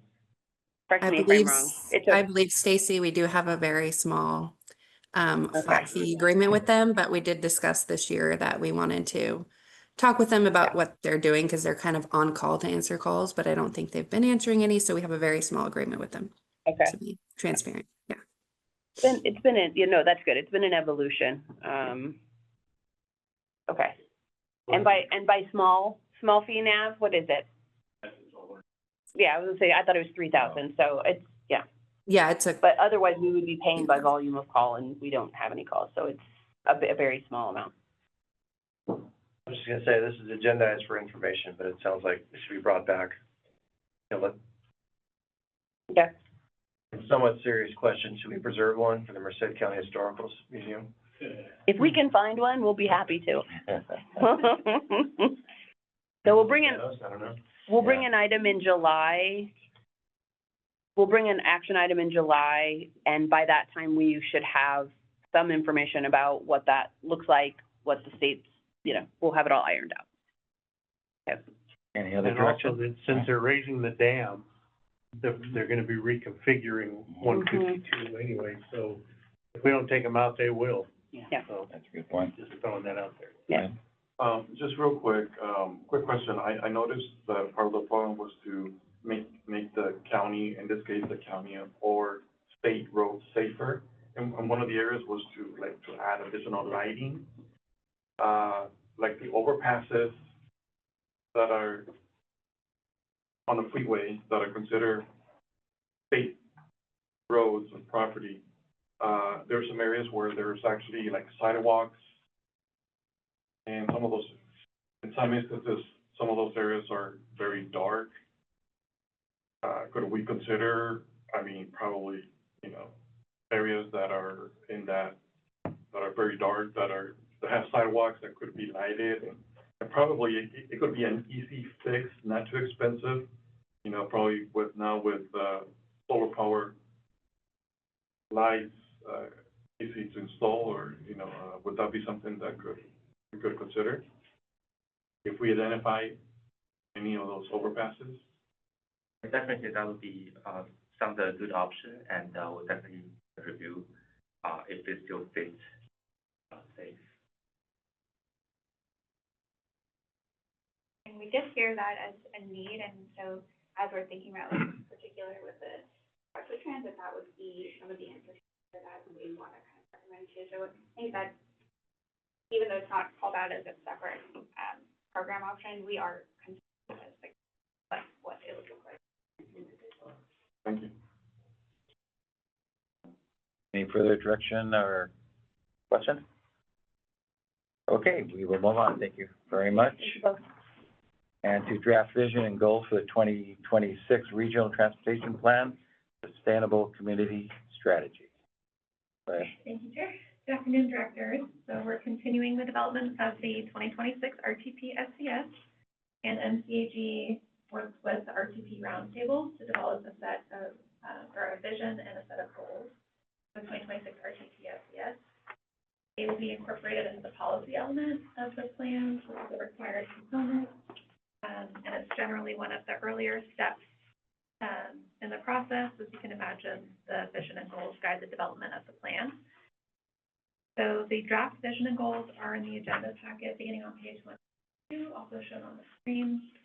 We're looking for any input before including them in the draft plan, which we'll be continuing to develop through the end of this calendar year, and then we'll be released for public review and comment likely next March.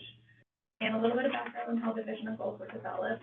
They were adapted from the 2022 plan, but more streamlined. In the 2022 version, which is also in the packet, beginning on page 126, there were 7 vision themes, which we are proposing combined into one vision statement. There were also 18 goals, each with its own set of objectives. We grouped those goals and objectives from the 2022 plan by key policy areas, and then streamlined them into one goal for each of those. So you can see beginning on page 122, there's a vision statement. Develop and maintain a safe, efficient, and equitable transportation system that supports economic vitality, sustainable growth, environmental protection, and a high quality of life. And just because this has come up a couple times recently in several different forums, for the purposes of this vision, When we use the term equitable, we mean recognizing that residents have different needs and making sure that we consider how decisions may impact people differently. And so we just wanted to confirm that this approach is consistent with our Title VI and then our federal environmental justice responsibilities, which require us to ensure that no groups disproportionately burdened or denied access to benefits. And then as for the goals, there's one overarching transportation mode goal, which you can see on the screen, and then there's one for each mode. And then if you could scroll through a little bit, Marissa, please. So there's a goal for system performance and safety, sustainability and resiliency, land use and housing, equity and inclusion, and that's specifically regarding the transportation planning process, and then project delivery funding. I think there's one more for technology and innovation. And I also just want to point out that for today, we're just focusing on the text in black. The the implementation strategies underneath each of those goals is really just provided for illustrative purposes for right now, to show how the goals will be further supported by those actions. And that's probably the next step in the process. We'll be working on developing those. So we invited the RTP Roundtable members to participate in a working session for the policy element on March 25th. And then the feedback from that session was incorporated into a revised draft, which was approved by the RTP Roundtable at its April 25th meeting. So their approval is a recommendation to the MCAG governing board to approve these. But since we haven't seen them yet, we thought we would bring them as a discussion item first. And then if there's no major changes or discussion, then we likely bring them back for approval. If you have any feedback on these vision and goals, just focusing on the text in black, we would take that feedback, and you can also just reach out to me directly if you have any questions or wordsmithing or that sort of thing. So that, I'm happy to any questions or comments. Okay, before we get any comments from the board, we have a letter to read. Submitted. The public comment that was submitted by email, and it is addressing the governing board members, and states, we are encouraged by the SCS overview presented during your last board meeting, as well as to the Merced City Council. The proposed scenario 2 has definitely piqued our interest as a strategy because it offers a higher tax revenue on an investment and encourages middle housing and has a place-making upside. It also champions agricultural land protection. We want to see a comparative methodology employed by all 6 member councils of the board, and with the goal of performing a value per acre analysis and testing if the development is aligned with the county's environmental, social, and governance statement. We've prepared a framework for the county that we feel achieves the goal. We'd like to encourage all 6 of MCAG member city and planning councils to use it. In examining a development, the member councils will ask, what will be the before and after total value of the property and total tax value per acre?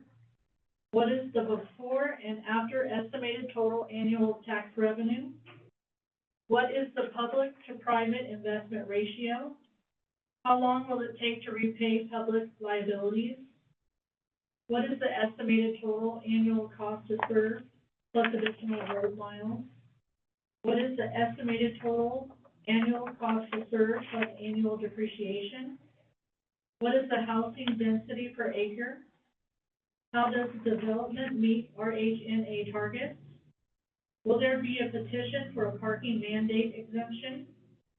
What will be the road traffic and transit route area catchment impact or impacts? This evidence-based approach should meet the public's need for transparency and accountability. Something to think about. We welcome the opportunity to be a part of upcoming conversations. Best regards, Jerry Perez-Chica from Strong Towns, Merced. Thank you. Okay, to the board. Comments, suggestions, direction? Hey, will this document serve any purpose in terms of federal grant review or funding? It's going to be submitted to the state as required. So,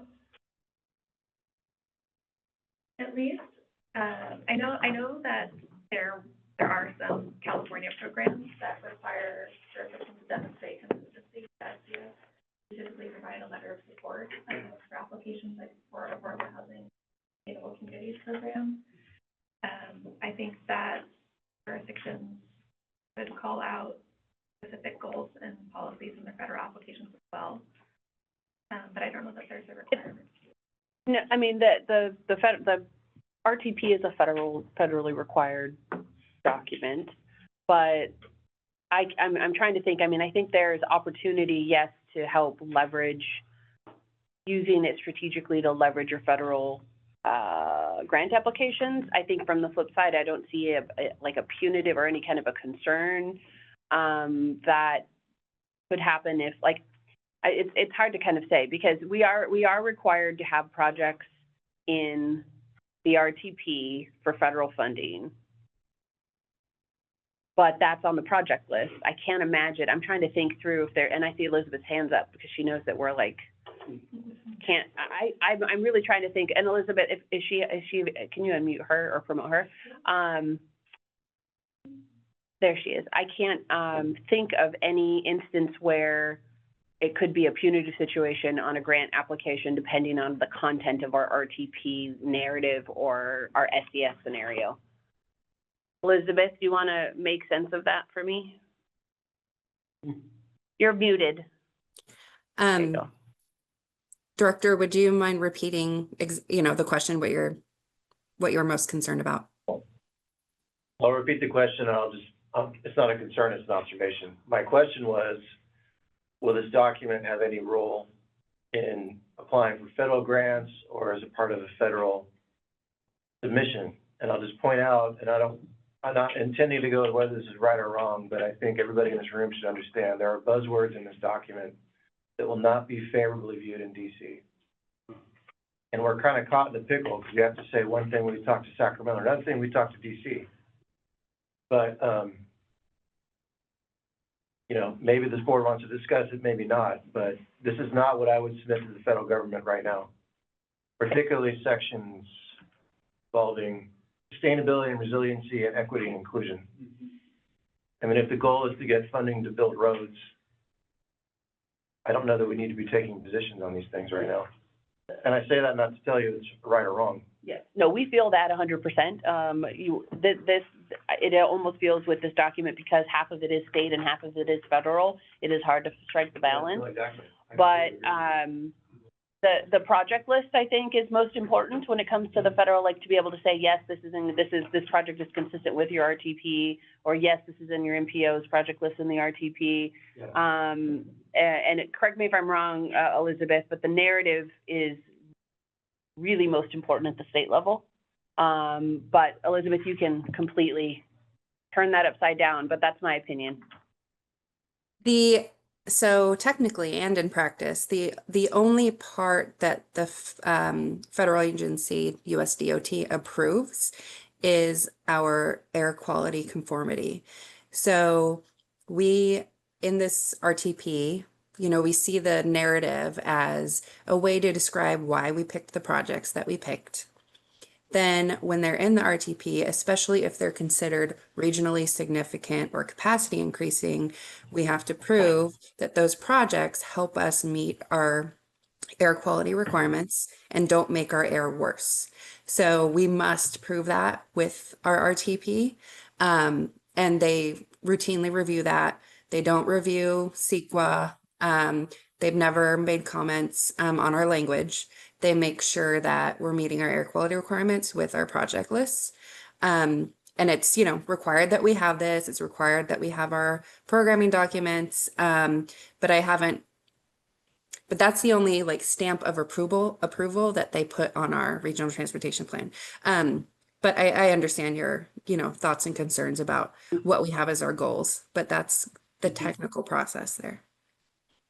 I mean, I appreciate that, Elizabeth, and, alternate Director Smith, doesn't need to rebattle something you all might have discussed a meeting or two ago, but I mean, that just sort of leapt off the page at me, which is, I think we have to be circumspect as local officials who, like I said, our goal is to build a road for our community. not five bigger paddles.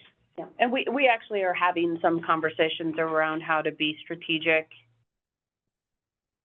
in essentially saying the same thing, but not saying it in a what could be perceived as an inflammatory way. So trying to still maintain the goals that we have as an agency and the language that we need to have, but also just trying to avoid the pitfalls that are just gonna impact us in any way right off the bat. So, yeah, we. Well, I made my point, so. You did. Maybe we could change the verbiage from Yeah. equity and inclusion to, public participation or Yeah. something like that. Yeah. That's not one of their buzzwords. Yeah, well, you can see, if, just for example, under the equity and inclusion, what the original is, the proposed language here so far, promoting inclusive transportation planning to enhance accessibility for all. We're trying. I know, I'm It's a, no, I 100% understand because, I was the one voice for 2 days, so Yeah. the same thing. yeah, Everybody, yeah. right? Yep. Anyone else? Thank you very much. Thank you, Meg. Thanks, Meg. Okay, we'll go on to our Transit Joint Powers Authority, Merced County. These are action items. And we'll look at them separately. Adoption of Resolution 250612. Move to approve. Yeah. Second. Yay. It's really pretty. Yeah. Well, Good afternoon, Director. questions or comments? Okay, here we go. I'll give you a very brief overview. This is the allocation of our low carbon transit operation program funds, commonly referred to as LC TOP. This year we were allocated or apportioned, $760,798. So we have 4 projects that we're looking at. On page 137, you can see our past projects that we've done over the past, about 10 years or so. This year, again, we're looking at 4 projects. They are, the purchase of electric transfer vehicles to replace the transfer cars that we have now. And by transfer cars, I mean, these are the cars that our operation uses to get drivers from the wardrobe facility to Transpo or to Atwater. So they don't get, they're short trips, but they do it all day, every day. So they really have racked up the mileage and they're all pretty old. So we are looking to, purchase the electrics to replace those. We think in this scenario, it will be a good option. We are also looking at purchasing, 2 electric passenger vans with these funds, or using this as a match for that. These will be vans that we'll be looking at to expand microtransit, both in Atwater, we're looking at future zones in Atwater, and then Merced as well. So again, they're just running around town. Electric vehicles are a little bit more, a better option than what we see on our larger transit routes. Our third program is, adding the $231,000 of this to our electric vehicle charging infrastructure that we're still working on for the property, 802 Beechcraft, the property that we purchased across the street from our wardrobe facility. And then the 4th project is 2 months of free fares for the entire system for everybody in the county. So it will be $501,000, just over in capital projects, and then the $259,000 for free fares. So that will save that coming out of our capital reserve, and the $259,000 will cover our fare back for those months. Are there any questions? Questions? Please take them. Second. I don't know who motioned or second, but. Josh did. Oh, sorry, Director Pedrosa. Okay, and okay, so we have a motion and a second. All in favor, signify by saying aye. Aye. Opposed. And B, capital draft budget. No motion, that's okay. All right, we did a presentation last month about budget versus actual, adopt, this. Yes, there's one change. To adopt the operating budget for TJPA, if you guys want me to streamline it, the only change is if you go to the last one. For the red? The replacement fare box, we put 1.6, but we did replace fare boxes, and we're gonna, install the tab feature, mobile app as well. In the next fiscal year, the remaining balance is $275,000. That's the only thing that changed from this year's budget. Good job. Yep. Any questions?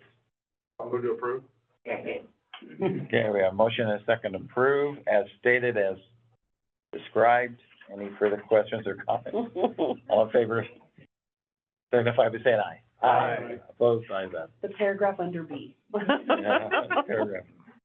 Item C, approve purchase and installation upgraded head sign. Okay, so, I've got, thank you, sir. We are looking at upgrading the head signs to show the destination, both on the exterior as well as on the interior of the buses. Not all of our buses have the interior signs, where if you're sitting in the bus, you can see where the next stop is. It also includes the upgrading of the automated voice announcements, which is, again, it's an announcement that tells the passengers what the next stop is, what some of the main cross streets that they're passing are. This is very, very important for ADA compliance, and not just compliance, but just helping all of our passengers. So we'll be updating those. It'll also include an update to our software. So, the main controller, kind of the unit that the driver punches in, their info will be replaced. Replacing that will also allow us to do wireless updates to our head signs and the announcements. So this is really important when we do have some construction or things and we might have to change a route. We can put those announcements in there, make sure the passengers are aware, again, for our visually impaired, and cognitively impaired, passengers, very, very critical to them. And right now, if the systems go out, we're relying on driver error. We have a lot that are very outdated, so, that's what is currently happening right now to a fair amount of our units. And, it will also move all of our head signs over to the white LED signs rather than the some that you might see that are still the gold or amber signs, which are, again, for those with visual impairments. Very big help. Any questions? So we are looking for $293,826 for this project. 71 cents. Questions, comments? Questions? Do we have any buses going out of service this year? We have a few that are gonna be going out of service probably next year. We will not be doing an update on those. Does it matter if they're cognizantly impaired, if they can't? How are you gonna get through to these people if they're not cognizantly? Sometimes, well, that's why the auditory and the visual. Hey, I'm right here. Me too. Okay, do we have a motion? I'll make a motion to approve. Second. Okay, motion and a second to approve bus fixed route fleet amount not to exceed 293,826.71. All in favor, signify by saying aye. Aye. Opposed, ayes have it. Discussion items, thank you very much. Discussion items 13, there is none. More action items 14. And the first item is adopt operating capital and fleet draft budget. So nothing has changed from the last revision, but I just want to go over it real quick, just over time. Next slide, please. So we are gonna see, increase in our revenues, about $1.6 million. That's a 6% increase, along with increase in our expenditures, about $1.3 million, that's an 8.5% increase. 90% of our revenues are from tipping, all the revenue that comes generated through our gates. Next slide. As I mentioned, $24 million of the $26 million is from tipping fees, which is, any waste that comes from out of county, jurisdictional, or mom and pops that brings, waste into our gates. And then we have other programs, as the battery programs, along with recyclables, composting cells. So $26 million, but then we also have a $17 million, expenditure, $6.4 million of staffing, and the remaining is professional service and other services that we provide, which is $10.5 million. That gives us a difference of gains, next slide please, of $9.5 million. Of that $9.5, $2.5 million is gonna pay down the bond debt, $15,000 for fixed assets, computers, or anything that needs to be replaced, and then the remaining goes to our reserve fund for fleet and capital. So these are the items that we're looking to replace for our fleet. We're looking to purchase a service truck along with rebuild of 3 equipment, the scraper, D7, and an excavator. And then we're looking to purchase some small attachments, recycling bucket, 2 all-terrain vehicles, as I mentioned, they were stolen from our property, along with a mobile light tower at our Billy Wright facility, and our tarp machine pool, and a forklift, which comes out to close to $2.3 million in total fleet purchases. We are not going to put any money into our CIP project until we receive our total revenue for next year. Next year's budget, we will be programming any revenue in the next year's budget. Any excess revenue from this year gets programmed into CIPs for next year. Just to recap it, $26 million of revenue, $17 million of operating expense, debt and capital transfer of 9.5, which makes a balanced budget. And then a fleet budget, we have $2.7 million in our total fleet. We're looking to spend $2.3 million, which leaves us $461,000. At our capital CIP, we have $41 million that's authorized, $13 million is already expended, which leaves us with $26 million encumbered balance. And then if we transfer $6.2 million after all our revenues, next year's budget would be programming $7 million in our next year's budget for CIP projects. So that concludes this item. Anybody have any questions? Questions? Motion. I'll move. Second. Yeah, we have a motion and a second to approve adopt the operating capital and fleet draft budget for 25-26. All in favor signify by saying aye. Aye. Opposed, ayes have it.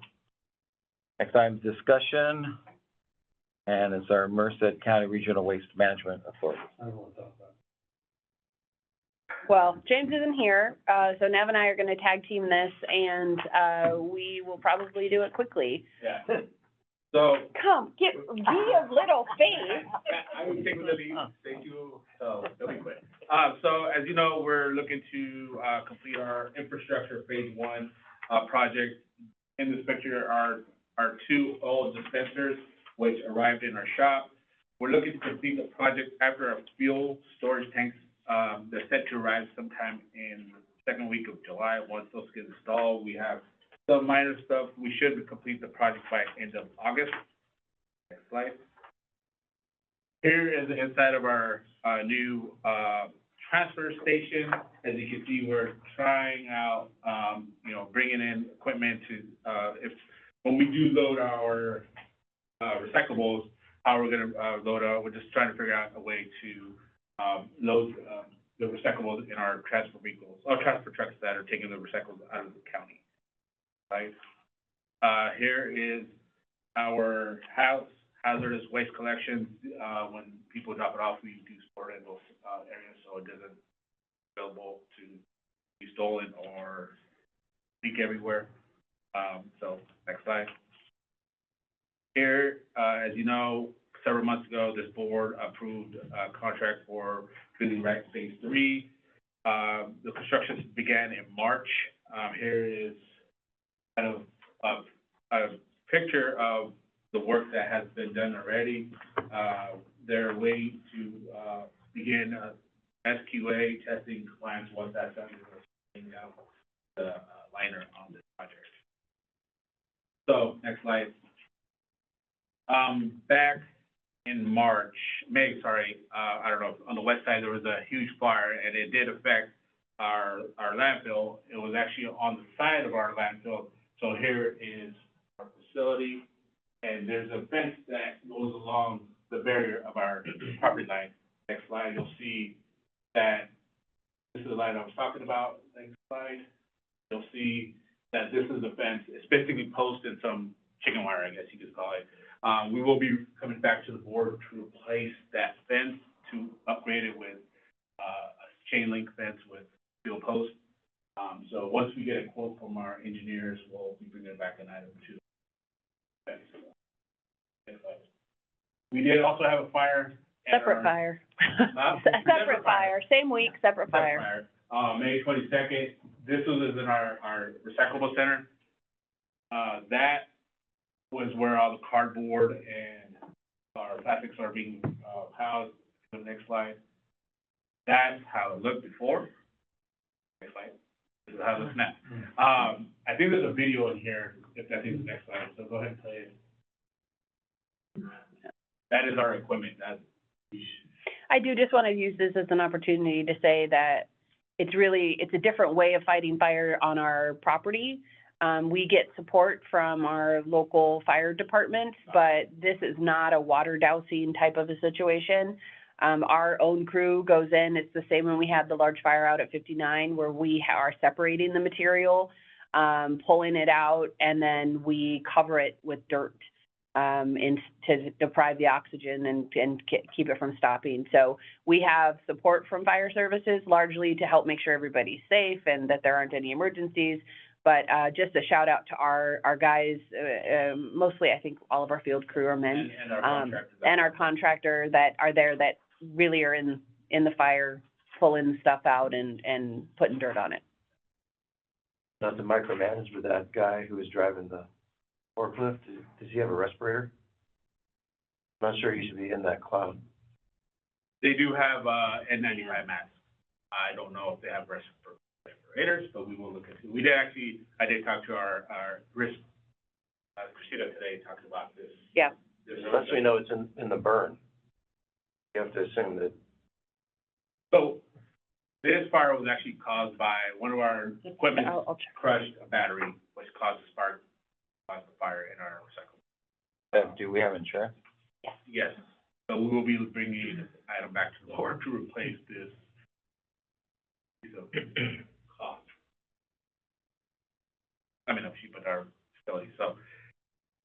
Next, for those board members that want to take a tour of, recycling center in, I want to say it's down in Fresno, July 23rd. July 23rd, please let us know. We can set up time to take board members to take a tour of recycling center where they sort out the cardboard, plastics, aluminum, all that in a facility.